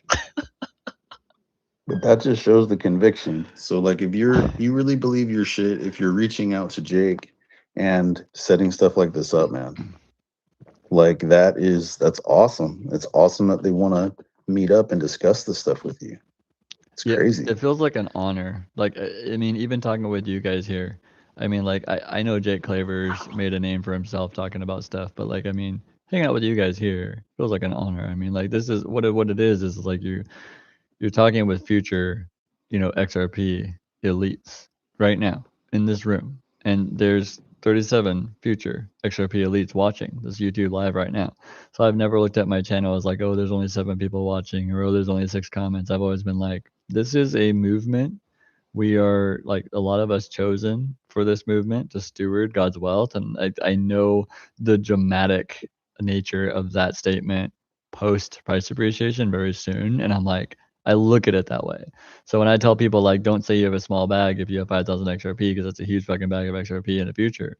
It's the same way as like when I'm talking to you guys. It's like you guys are coming alive on the YouTube channel. You guys are coming alive on the live, and you guys are, making your own channels and stuff like that. And I'm encouraging you to do so because like people are gonna need you during that time. Yeah, man. I don't know, man. Sometimes I feel like I want to go help, and then other times I feel like I want to be the man on top of the mountain with a sniper rifle saying, "Get off my lawn." You can be both. I feel you, man. I kind of feel like a little brown leprechaun. Like I'm gonna get this pot of gold, bro, and then I'm just taking off. You know what I mean? And I wanna just burn all evidence and like scrub the internet and just take off. But like, Go I think ghost. what's that? To go ghost. Yeah. Like, where's me gold, motherfuckers? Like, you trying to take this shit? You know what I mean? Like, but, Where's this guy on your YouTube channel, Both Not? I don't know. Where's me gold? See, because I keep forgetting there's a chat, and I keep forgetting we're on the live. That's the bro. trick I'm to just it, over here. dude. Like I gave a Yeah, flying fuck 8 months ago, like who the fuck was watching, and I think that foundation was like I at the end of the day, if my channel goes to 0 subscribers because I said some raw shit, I'd prefer it. And I think that allows me the freedom to say whatever. It's the reason I haven't monetized the channel, period. Like I don't want one person coming on this channel seeing an ad and thinking like, oh, this guy's full of shit because, he's just trying to make a couple bucks on YouTube. So now I need to apologize to Dave from No Network, and I'm being fake too then. So I'm sorry, Dave. Sorry for critiquing your voice and all that stuff. You're not It's being hard when you fake. can see the chat. You're not It's being hard when you fake. can see. You're just refusing to come 100% alive yet. Well, we Hey, were just I got to say one thing real quick, man, about the voice. Man, I thought it was Mr. Rogers for a while, man. It's a beautiful day in the neighborhood. Sounds a little Mr. showmanship. Mr. Rogers was dope though, bro. Rumor has it he was a sniper. I think that was debunked, but rumor had it he was a sniper with tattoos. That's why he wore sweaters. I heard, yeah, he was in the Navy, so he was all tatted up. Yeah, and rumor has it he was a sniper and he had tattoos, and that's why he wore the sweaters.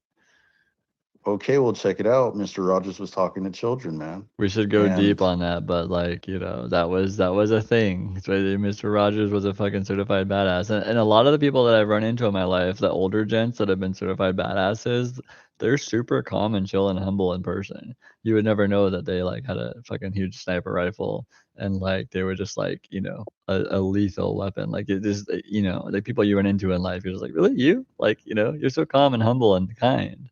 That's why I never underestimate somebody when I run into them, and I get the sense or the vibe. I can tell that they're a veteran. I'm like, this person is not to be underestimated. I can tell by the way they act and talk that they're polite, they're nice, but they will fucking snipe you from a mile away if they need to. you're right about that, man. I've met a couple of younger guys that were over there, and I hear from other people the things they did. Maybe not them telling me directly, and they are soft spoken and very nice, and yeah, They because have nothing to prove. They have nothing to prove. Exactly, Mm-hmm. exactly. Much respect to them. Much respect to them. And I try to look I don't know if I try to could look have at done it. I try to look at veteran crypto Mike in that same light, and he makes it hard. He makes it hard to look at him in that light. But I'm like, dude, this guy's a fucking Marine. I would fucking beg for him to be near me in a crisis in the country. But please understand XRP. Yeah, that's exactly where I'm at with it too, man. It's just like, But You've tried. this is the thing, though, man. Like, okay, they want to be able to control us thoroughly. They want to prevent crime and they want to reduce your freedoms. And the best thing to do is have digital currency. Why have piles of cash all over the world when you can use it and make money off of it? Just with those two things makes a really good case for XRP and Ripple. But then if you're actually tracking Ripple and you're seeing everything that they're doing, what other company's moving that quick? Mm-hmm. And then popping up at the White House talking to Trump. Thanks, Brad. Thanks, Brad. Like, That was a beautiful Donald really, Trump dude? impression. Where is Brad with Ripple? Where is Brad? Brad, are you in here, Yeah. Brad, with Ripple? Thank oh, you. there you are. There you are, Brad. Yeah. Then he Yeah, opens the door for him into the new yeah, world. like you can't look at all that stuff and not make at least Connection. some type of argument, play devil's advocate if you don't believe in it. Just say, Yeah. It looks like a lot's going on over there. That's why I don't get Right? why, because these guys, David and Mike, they obviously have a decent amount of capital somewhere. That's why I don't get why at the end of the debate with them. That's why I said, I was like, look, I was like, at the end of all this, at the end of all that drama and me like going off the deep end and like just like letting them have it and steamrolling them and shit. Like at the end of all that, I was like, the whole point is just like at least hold 100, please. Like like Mike, David, John, Jeff, or whatever his name was. Like that guy Jeff was super nice. Like I got to talk to him a couple times, just me and him when they would leave the lobby and stuff like that. And like the guy's super nice. Like just hold 100, please. And I know that they can. And that's what it comes down to. It's like you're in crypto. You're missing the entire purpose of why they created cryptography. Fine. Please at least take this crazy guy's, conviction and hold 100, please. Like that was like the end. That was like all I could say. Well, even if you go by their standards and let's just say, I know this isn't the way it is, but let's just say they're right for a second. And XRP is not going to be used as a bridge currency or whatever. Just on pure technical analysis and speculation, we should see anywhere from a 10 to 100x. I mean, there's no way they're not going to make some money off of it. Just look at bull runs past and the kind of moves that it's had. I mean, 2017, 2018, it did a 58,900% move. No BS there. Yeah. It actually did. Almost a 60,000% move, which is, it's basically for every dollar that you invested, if you timed it right, perfectly, I should say, you got $589 for every dollar you put in. What does that number mean? I know, man. I mean, can you imagine though? I mean, like, Hold on, guys. if I told you give me $1 and I'll give you 589 back, you know, obviously you're going to give me every dollar you have. And to see all these partnerships, see them at the White House, see them in every bank doc that's ever been written for the last 12 years. How could you not think that something is there? You know, a lawyer told me a long time ago, when there's smoke, there's fire. And how could you not see the smoke, and how could you not think that there's some kind of fire smoldering? You know what I mean? Yeah, you'd have to almost not want to. But I've also heard, you know, like Brandon Biggs say, and I know some people don't agree with Brandon Biggs, and there's some people that think that, like, God, there's a strong community of people in crypto that think that all these people are frauds. And the reason I don't lean that direction is because, like, I've listened to them long enough to hear whether or not I could think they're pulling this shit out of their ass or not. And the deduction I've come from with Brandon Biggs, Kim Clement, Jake Claver, this other guy that I've been listening to. If you guys have heard of like Money on the Move, you know, that's like a Christian, like prophetic word, like investment channel. I mean, all of these people know about XRP and that is coming, that God chose certain people to hold this asset because of the move it's going to make. And then you take that and set that all aside, set the religious part aside, just completely set it aside. Forget the fact that my mom's a devout Christian of 40 years and that she taught me everything I know about Jesus, and the fact that I'm saved regardless of how retarded I am. I'm saved because of Jesus. Like, regardless of that, and the fact that she holds XRP and my dad holds XRP, and then my mom called somebody about XRP, and then that woman said that she was told by God that she should hold XRP, but she didn't know how to buy it. So my mom called her a week later, helped her get some. Throw all that away. You still have people like Verson, Jake Claver, you know, Ito Farina, Cashew Nate, Not Financial Advice, all of these people that you can watch their channel, and if you watch them long enough, you can read from their faces they've seen some shit. And then you have me come out and say all this shit, this outlandish shit about XRP. And it's like, it all can't be for nothing. 100%, man. I mean, I trade it, you know, and I just keep going back to just look at pure technical analysis. There's no way in the world that Bitcoin goes to 300,000. We're not going to at least $30. You know, I mean, just keep it real.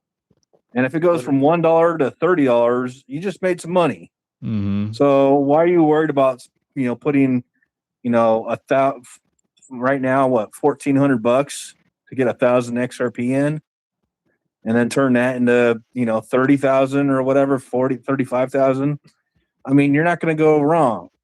So even if I was that's to, to come into this space just purely off speculation, like as a person that thinks as critically as I do, if I were to come into this space, I would probably hop between like 10 to 12 different cryptos, listen to the videos and what they said about them, and then I'd probably happen across one or two videos like ours or Jake Claver's or Verson, and my brain would immediately connect with that.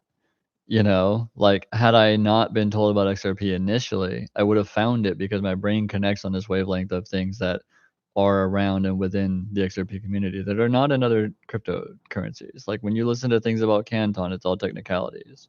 When you listen to things about Solana, it's all speculation. When you listen to things about Bitcoin, it's all that mantra of, like, you know, what was and what could be. And it's like, when you come to the XRP community and you come to the XRP army and you listen to all these really smart people talk about it, you're like, there's so many fucking there's like, whatever you want to say it, that it's like, okay, this is the only thing I fucking vibe with. But if you've ever had a little Bitcoin, whatever tiny fractions of it that I had, and then I sold it or whatever, or if you use the Ethereum network, you can see how long it takes. Mm-hmm. And how it takes a expensive it long is. time, and it's expensive. And if I send something to my wallet with XRP, it's pretty quick. And cheap. Really quick. And cheap. So if whatever little experience you have with that, I mean, it proves itself to you. The one thing I wish don't know. Crypto Phoenix would do is explain himself a little more. Not because he needs to validate himself, like he obviously nails every point on the head. That's why he's got such a big following. But if there was one thing Crypto Phoenix could do to help the XRP army truly understand why XRP was chosen, it would be to come out and like explain why. Because like he comes out and explains the math. And I've never heard him say once on his channel, like, you know, that's why we'd like to have him on our channel. I've never heard him once on his channel say like why he knows all these things. I can just sense that he does know all these things. I'm like, why do you know all these things? Why do you know that Have you XRP is seen it? chosen? Have you seen his like very first videos? Mm-mm. I would so. check those out because he explains it a little bit there. I asked him straight up, like, how did you figure this stuff out? And he goes, well, I'm an engineer. Mm.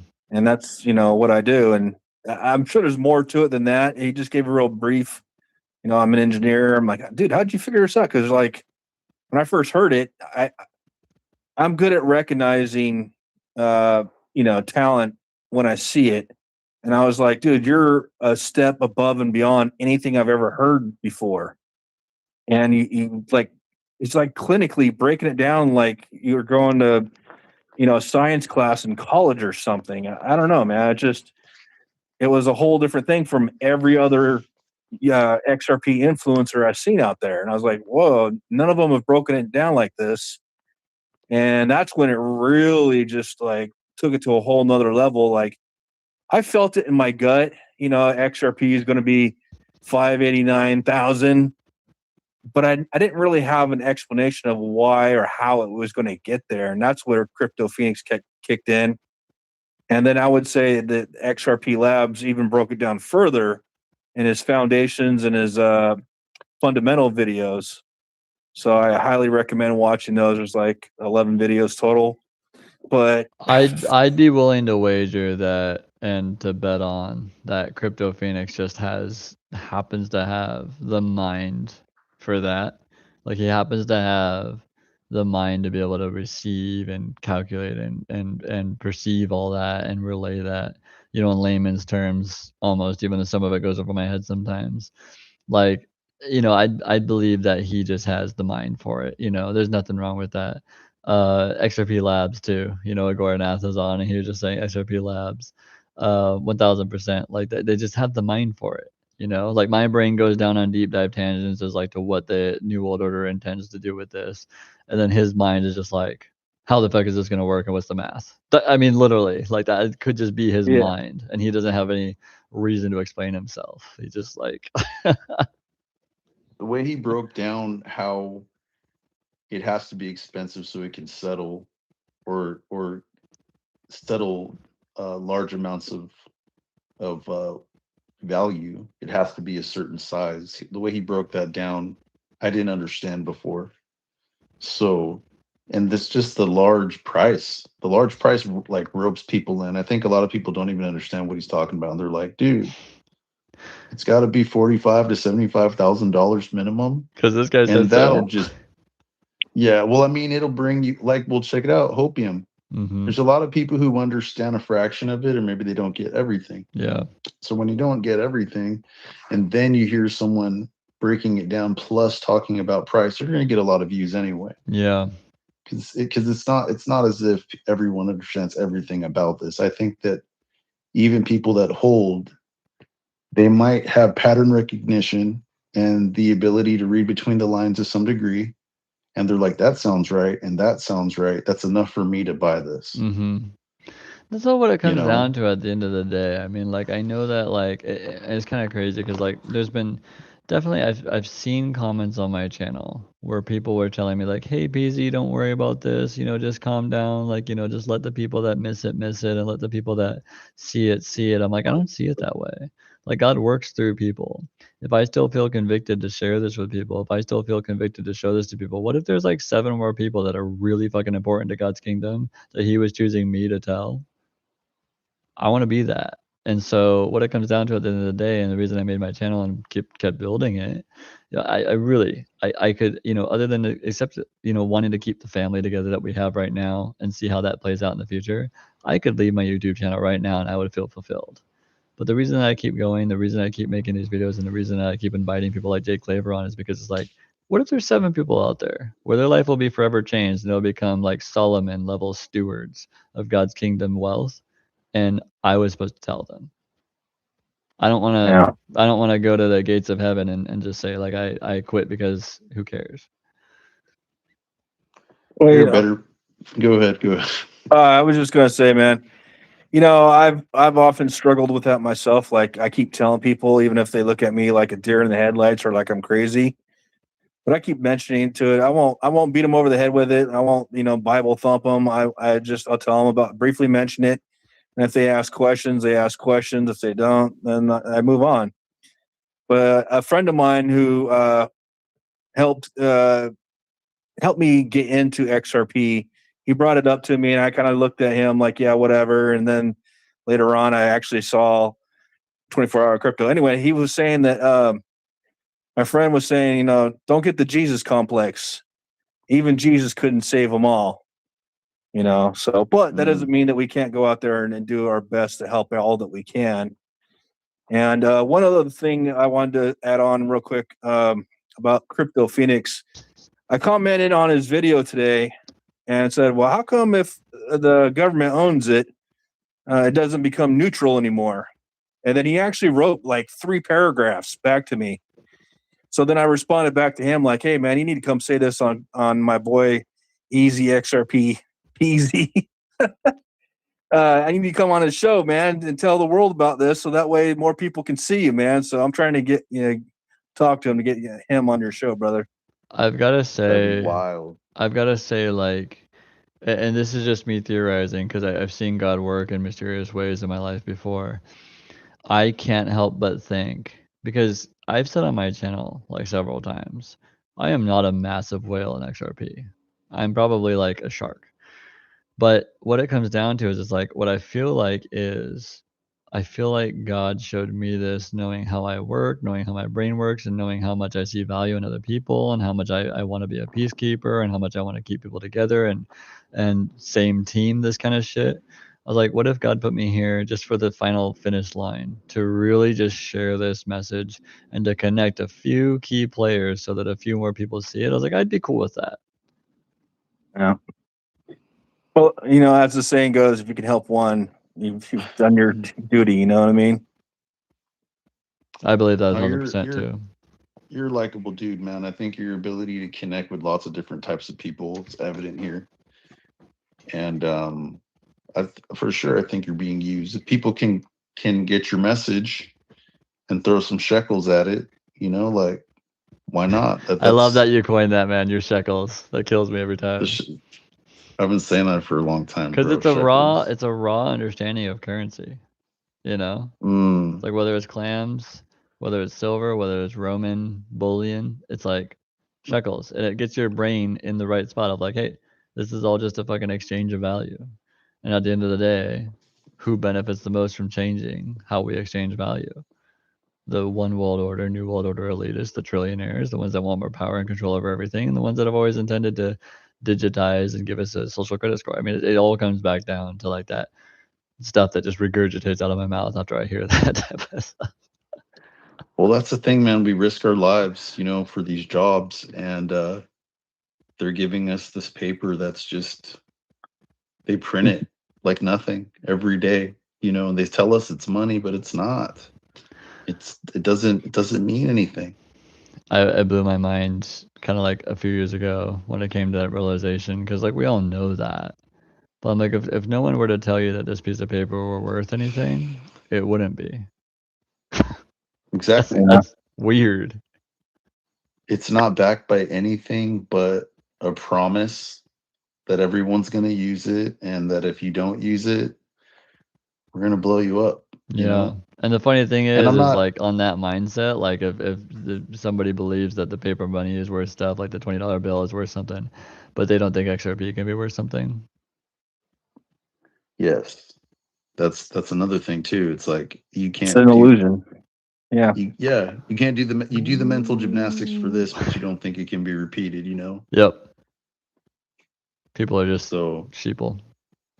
But we have to be careful with ourselves, because if there is something else, and I mean, I don't think there's going to be, but if there's something else, that you have to kind of keep your head on a swivel too.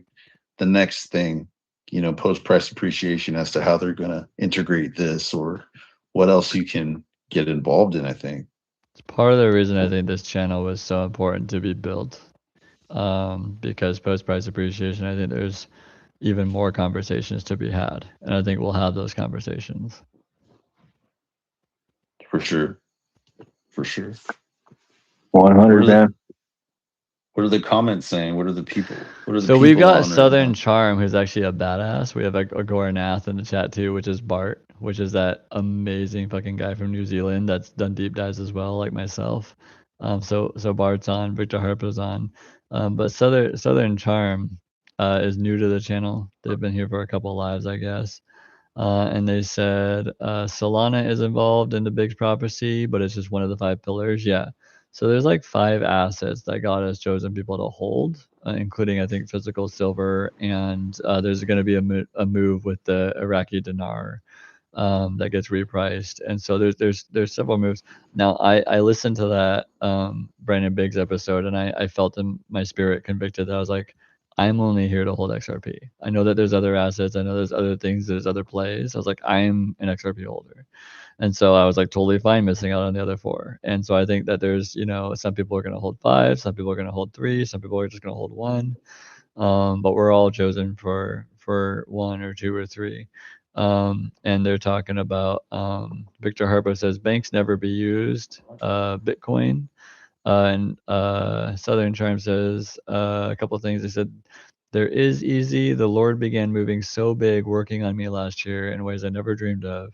And now you guys are helping me, this newbie to crypto, understand parts of it other channels don't discuss. Yeah, and I'm so glad he's saying stuff like that, because whether it's a he or she or they, like, I'm so glad they're saying that, because, these are more confirmations that the channel we started here, the family we've built here now, it was for a reason. And the reasons keep on coming out of the woodworks, and it just gives me more confirmation, which is why I like when my wife tells me she hates my YouTube channel and she just thinks it feeds my delusion of XRP. I'm like, I think it's bigger than that now.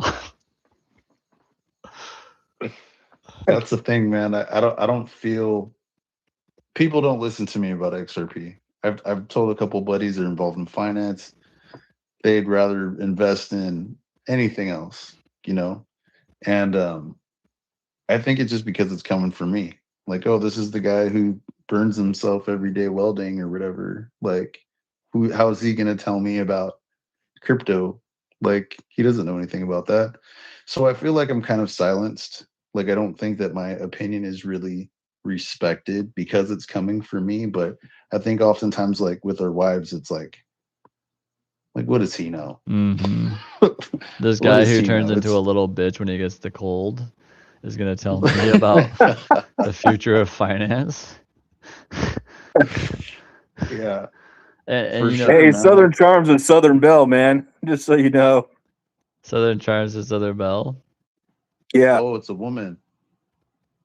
Oh, That's is it? awesome, man. I feel Oh, we need women in the chat, man. we do. We have a good group of women in the channel, and it makes me, it gives me more confirmation, because we're kind of all just a bunch of men in here sometimes, and when we see women come in, for me that's confirmation, because I have always been into the firm conclusion that like women are better than men in a lot of ways, and I'm not just saying that for satire. Like I deep down feel in my spirit like, okay, women have an insight, and I don't always listen to my wife's because I'm married to her, but like women have this raw insight, and so when women see it and they join our channel, we're onto something for sure.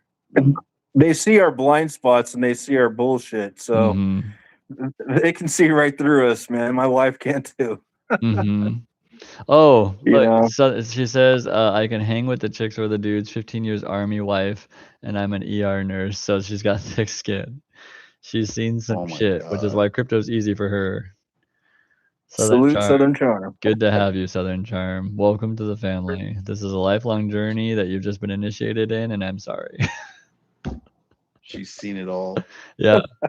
Can't imagine some of the shit she's seen. And that's, one of the cool things about this channel is you got to understand it's not just a channel. I keep calling it that because it's what we understand it as, but this family we've created. I mean, imagine the stories we're going to get to tell. Yeah. Oh, the journey's just beginning, my friend. What is that meme? It's like Dad, how'd you know to hold XRP back then? He's like, oh, I just watched PEEZY XRP's channel. Fucking legend. And then like somebody actually goes to like fact check that, looks me up, and is like, "What the fuck is this psychotic crackhead on? How is that what they believed in?" What Yeah, What do you man. guys think we should end on tonight? Not because I want to leave. I could be on here for another 6 hours, but because my wife's probably wondering like when I'm gonna be done. Oh, mine was already out when like I'm sitting here in the dark because she turned the light off. Yes, dude. My wife turns the light on me all the time, and she gets mad if I don't turn the lights off. I had to use my inside voice. I was like, can we talk about this later?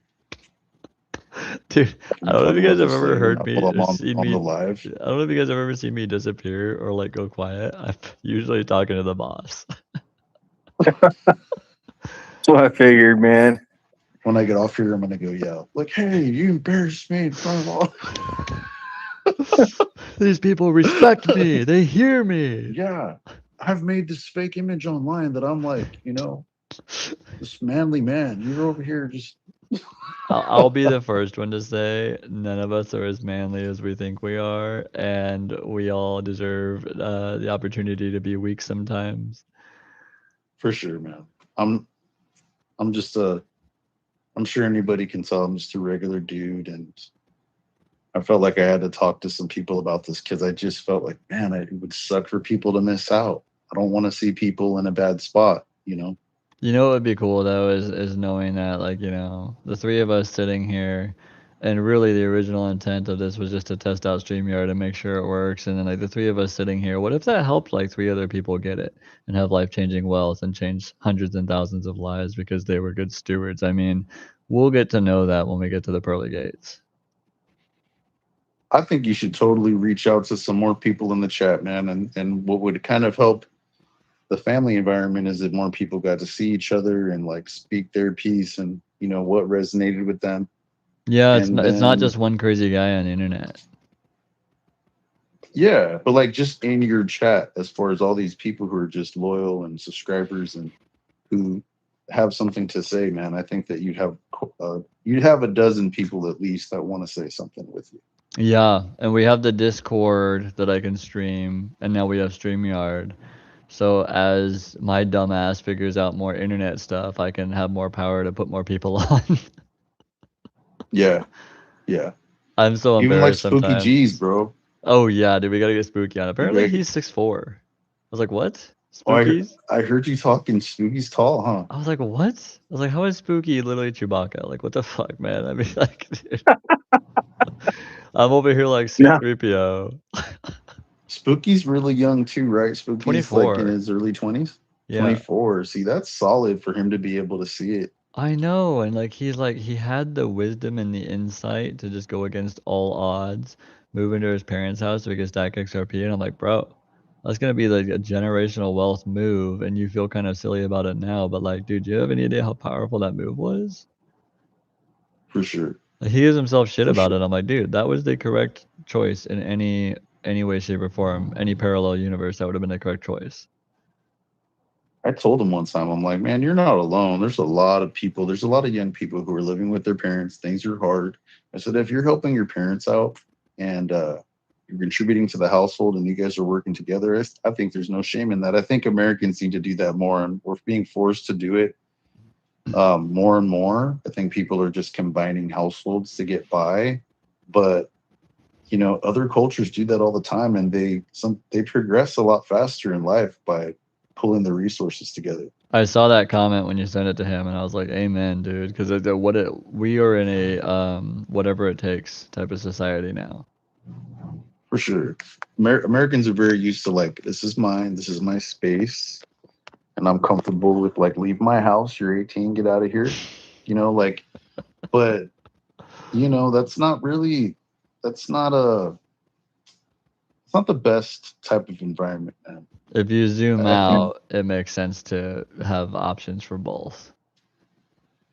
yes. If you can, I don't know. I know it's kind of hard. If let's say you have boys or something, they start getting older, they start letting their nuts hang, and it's like, hey, bro, you got to get out of here. I think he's going to help them out post price appreciation. I So gotta show you guys this because last night my son he's always drawing crazy shit. Like he's got the most insane creative mind. He was drawing different like creatures and shit, and I forgot what that monster is called. But he's drawing this last night, and he draws this monster here, and he explains what it is. I think it's like a manta ray. And he draws this, and he goes, "Daddy, do you know what this is?" And I was like a cricket or something. And he goes, "A penis." I was like, dude, my guy. And he's like 5.5. I was like, what the fuck, dude? Like, the world is not ready for a miniature me. That's for fucking sure. No one taught him that. Yeah, It's man. out of the mouth of babes, whatever the saying is, dude. So no one's ready for miniature easy XRP. He'll be all right. I think this day and age, I tell my wife all the time, like people are weird these days. You can't be too comfortable with other people's kids, you know. So I'll be at the park and stuff, and there'll be a kid around, and I'm just like, dude, where is your family? Yes, like, they just let them come roam. talking to me. Yeah, and I'm like, it's like they aren't told anything. I'm looking around for the parents, like, come get your kid, like, show me where the parents are, you know. Like, I get uncomfortable, man. Yeah, and it's like nothing you can So- really say about it like correctly that would like not just make the parents mad. Like, no, you're the one dropping the ball, fuckhead. And like, so like I was at the convenience store today, and I see this little bro who's like maybe 9, he might be 10, and he's on the phone and he's walking around the parking lot a little bit. And in my head, I'm like, it's dusk, it's not getting brighter. I mean, it's like getting dark time. And I was like, what? Why is this like 9 or 10-year-old kid? And it's like it's not like a bad town we live in. You know, it's like a relatively mid to nice town. But like, I mean, the kid's sitting there walking around on his phone. He looks a little lost, and I'm like trying to read the situation. And like, finally, after like a couple minutes of watching this kid and willing to risk looking weird, I just got out of the car. I was like, hey, bro, you good? Like, I give him like a little thumbs up, and he goes, yeah, I'm good. Give me a thumbs up. I was like, okay, he's probably just waiting for a ride or something like that. But I got to check. Yeah, no, that's a human thing to do. We were at the zoo, and I remember we were in some exhibit with like reptiles, the indoor section. We're looking at stuff, and then this kid shows up, and he's with the other kids looking at whatever, and then we're starting to leave, and then he's following us, and I'm like, who's this, and why is he with us, right? And then he tells us that his dad left or something, right? And then my wife's like, oh, we need to find out where, let's go take him somewhere and this and that. I'm like, we're not fucking leaving anywhere with this kid. I was like, this kid's gonna stay in here and we're gonna go get somebody who works here to handle this. I was like, bro, we're not gonna, I was like, if you transport someone beyond their real 12 feet, that's kidnapping. I'm not fucking doing this. The fine line to like, walk. no. You want to help, Yeah, but the hell fine no. line to walk.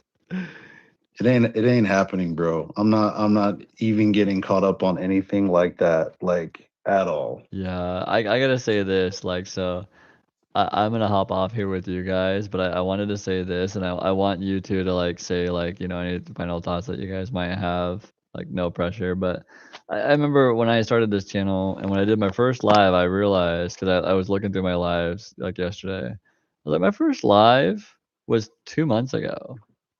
Might have been like 2 months and a Feels week ago, but it's like it feels like forever ago. And I immediately got addicted to answering questions. I immediately felt like in this new space of where like, oh, I actually know the answer to most of these questions, and I can actually help people by answering these questions. And what was crazy was like I made that live and over 2 months ago now, and now it's like I remember a time when I was like hoping to get to like 20 or 30 people watching at a time, so I could actually have enough questions to like answer and not just be standing there staring at my phone like a retard. And now it's like we're 3.5 hours into this, 12:49 a.m. my time, which is probably Eastern time, way later for a lot of people. And we have 33 people watching, and we're all hanging out here, really just kind of discussing what we really feel. We've built a community and a family here, and I just want to say that's pretty fucking cool. it is pretty cool, man. I'm glad you say you didn't do it, man, but you did do it, and it's pretty awesome that you did. I'm thankful for it. And that's all that I really have to say. I appreciate that you put the time and energy to reach out to people. It was on social media. conviction. Yeah, it never felt like work. Salute to the chat, man. Geez, 33 watchers out there right now. It's late too. Mm-hmm. I know, man. These are I the know, future my wife was elites. telling me. I don't know, bro. What was your wife Future telling you? leprechaun over here. Current leprechaun. She current leprechaun. No, she let it be known. The light went off and she was telling me that I needed to, make some changes. It's late. It's late. I almost said my real name, bro. Then I would be fucked. Well, I have extreme YouTube power, and I could delete the entire live stream for you, dude. I got your back. You would not do that. You'd be like, "Sorry, buddy, we gotta let this machine ride." You guys are more important to me than the content. I'd delete the fuck out of this, and there'd be like 12 people in the chat like, I know who Bullsnot is. No, and I mean, it's not as if I have anything important or like I need to be hidden, but it's just for my own peace of mind. That is a You know? real thing. That is just as real as XRP. I'll tell you that much. Yeah. And just, I mean, we're talking like I'm forgetting that Moneymaker even has a mask on, bro. I know. That's just his fucking face to me, dude. If I see him at the family potluck after price appreciation, I'm like, where the fuck's your mask? Who the fuck are you?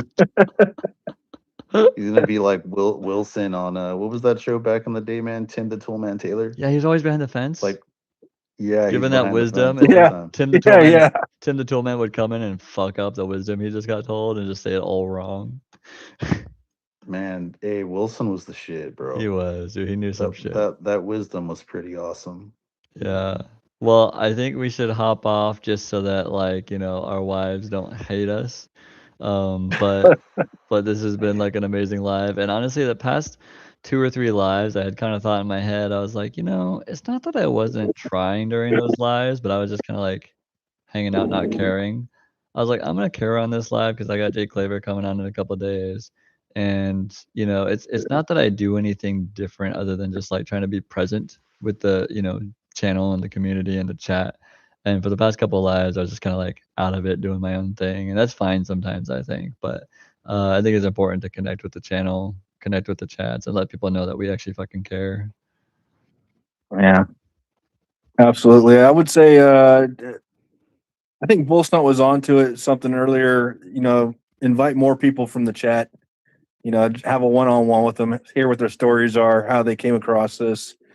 What's on their mind, what do they want to do after this, etc. 1000%. Connect with the people. I agree. Because one of these days we all got to have a beer together. Yeah, we For will. sure. We'll have a whole fucking ceremony and a weekend and a potluck. I think it'll be freaking sweet. Southern Charm in I'm the scared chat. of that, dude. I feel like the cartel might just roll up and be like, "Yep, We can handle them. We can handle them. Yeah. Well, I don't know about that. Sirac will be there selling 5D printed machine guns, so I think we're gonna be okay. He's gonna have like a booth with like 5D printed machine guns, Sirac. But Southern Charm says that the panel has been great. So you guys are the panel. So Southern Charm, who's new to this channel, appreciates you guys. So I appreciate you guys too. You guys are like OGs, not like OGs. You guys are OGs, and like there's gonna be like even on the Discord, there's a Jedi Council. There's OGs within OGs within OGs on our channel, and it's only gonna get more amazing over time. Oh, there we go. There we go. Oh no. What's that one called? This is my little AR. A little AR? Yeah, this is my shorty. That's beautiful. I like the little buttstock on that. Bro, I AI built- is gonna measure. AI is measuring that thing. We're in Cali, bro. You know what else AI is measuring? That's for the cartels. Yeah, That's for the cartels. that's so they know what they're dealing with at the potluck. Yeah, they better bring some heat if they're gonna come my way. We're All right, ready. let's stop talking about the cartel. We're gonna stop talking about them. we don't want them onto us. Well, I love you guys No. both. And we'll end the stream just for the sake of our wives. But love you guys both, and I'm excited to see how Love this you too, bro. continues to progress. Yep. Yep. Thanks for having me on, man. It's always good, dude. Always good. You guys need to build your channels more because you guys got a lot of good stuff to say. Like the people really appreciated you tonight.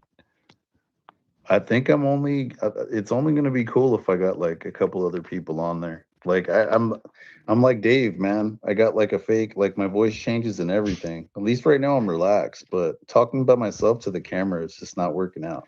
Well, you know what it was? Like my first YouTube video I ever made, like the first one that's still on there, like I was still myself, but I hadn't come out of my shell yet. Like I was still myself, but I was still just some retard talking to his phone. Like so Mhm. that takes a minute to shake off, but seeing you guys live here now on my channel, being able to shake that off fully, I see the value in you guys saying your piece to more people than just on my channel. I'll just that's my 2 cents.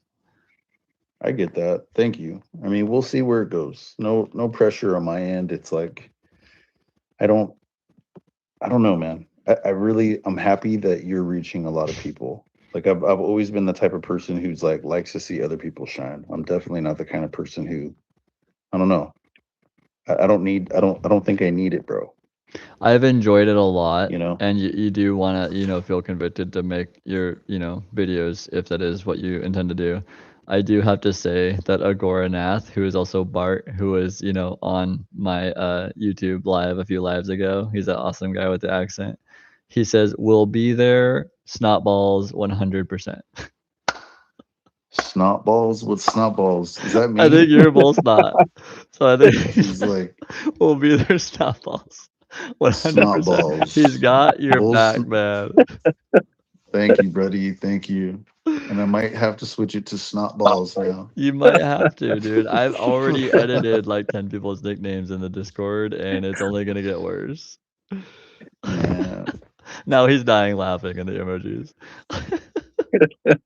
But he's got you, dude. I just picked bull snot because I was at a rodeo one day and I saw this massive white bull, dude. It was like a ghost, right?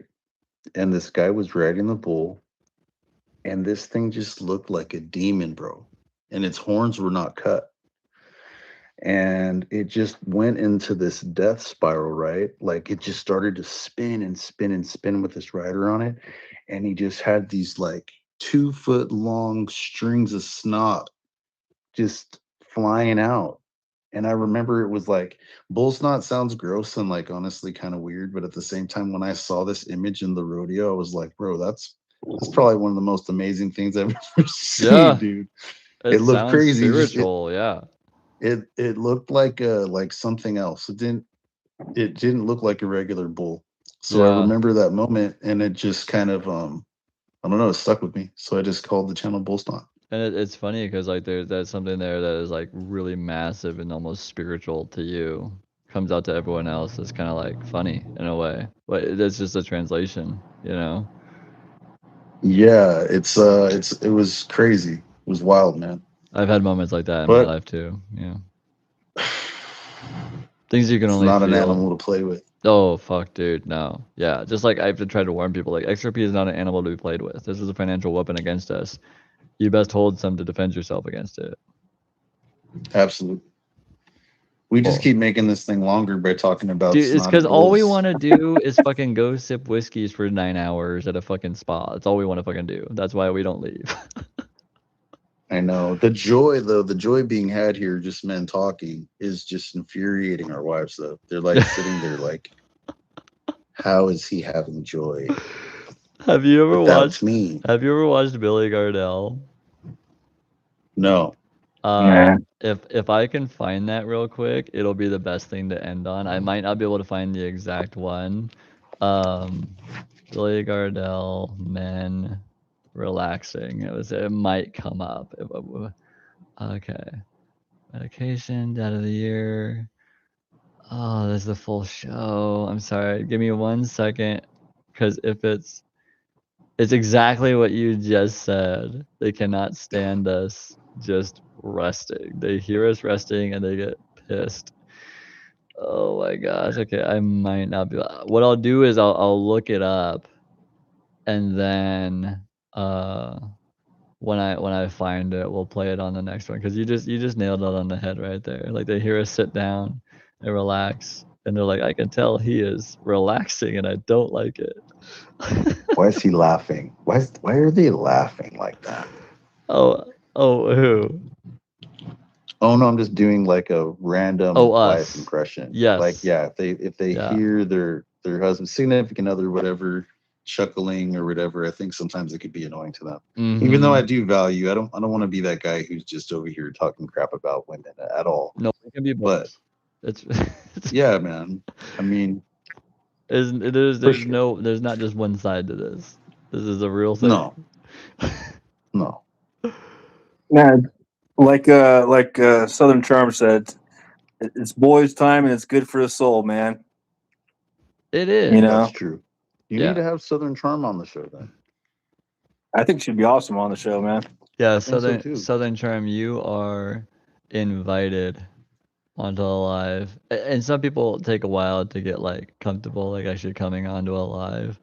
But Southern Charm, you are not only welcome to the family, but you are welcome onto the live sometime if you want to, because that'd be super cool to have a chick on here, to kind of like, I think it would give validity to a lot of other women that watch, crypto videos, like saying like, oh, You hey, gotta have new mom. New mom should come on. and there's Mom Gets Money Too. That's another one. Lauby, Yeah. Lauby. That's a woman. I think Yvez is a woman, based on the profile picture. She said she'd You have to have think about it. I'm such a newbie in this whole crypto world. You don't have to know a lot about crypto to be relative to this family. You could know almost nothing. I mean, like, I don't know if you guys noticed, like, one of my favorite channels in the world right now, oh shit, what do you got there? Bourbon Whiskey. Bourbon. That's nice. If you guys can find it, I highly recommend it. Well, you know where I can find it is when I come over to your house. That's where I'm gonna find it. But I gotta say, like, for Southern Charm, like, one of my favorite channels right now in the crypto community as a whole that I watch regularly is the Intro to Crypto. And they're the most surface level guys. They hardly know anything about the space, but I fucking love their channel because they're real. They're not faking anything. And I fucking love that about them. And so Southern Charm, I think you just coming on and even having your new perspective would probably be a great benefit to a lot of the people trying to figure this out. So that's what I'll say to that. Yeah, I was afraid to come on too, like as if I had to have notes and like points to battle with people, but I don't know. I said it before in a video, like, there's this dude, I forget his name, but he's from Texas and he's got like a white beard, blue collar crypto or something, and he kind of says that too. He's like, look, man, I'm not gonna get into the facts here. We just know what this is and it's happening. That's what he says, right? And I feel like if you've been around the space long enough and there is people who just kind of help your conviction. It's like the sky's blue because it's blue. And the sun's coming up tomorrow. And that's just kind of how their approach to it is. Yeah, and I think that, like, what happened to me was after like 10 months of hearing all these really smart people and coming to my own conclusion based on, things that they said and things that I had heard and seen, and listening to all this dry, boring stuff and coming to the same conclusion every single time. I was like, there's something to this. There's a reason that all my conclusions come up the XRP ledger and like nothing else. And then that's why it blows my mind so much when people can't see it at all. Like, I could get not seeing it and I could get not being an XRP maxi, but to not see it at all kind of blows my mind because it's all there hidden in plain sight. I mean, is there anything that has the interoperability, like anything at all, that's able to work on the different ledgers and able to do what XRP is doing as far as all the different currencies? Like, what else? Stellar, but not to the same extent.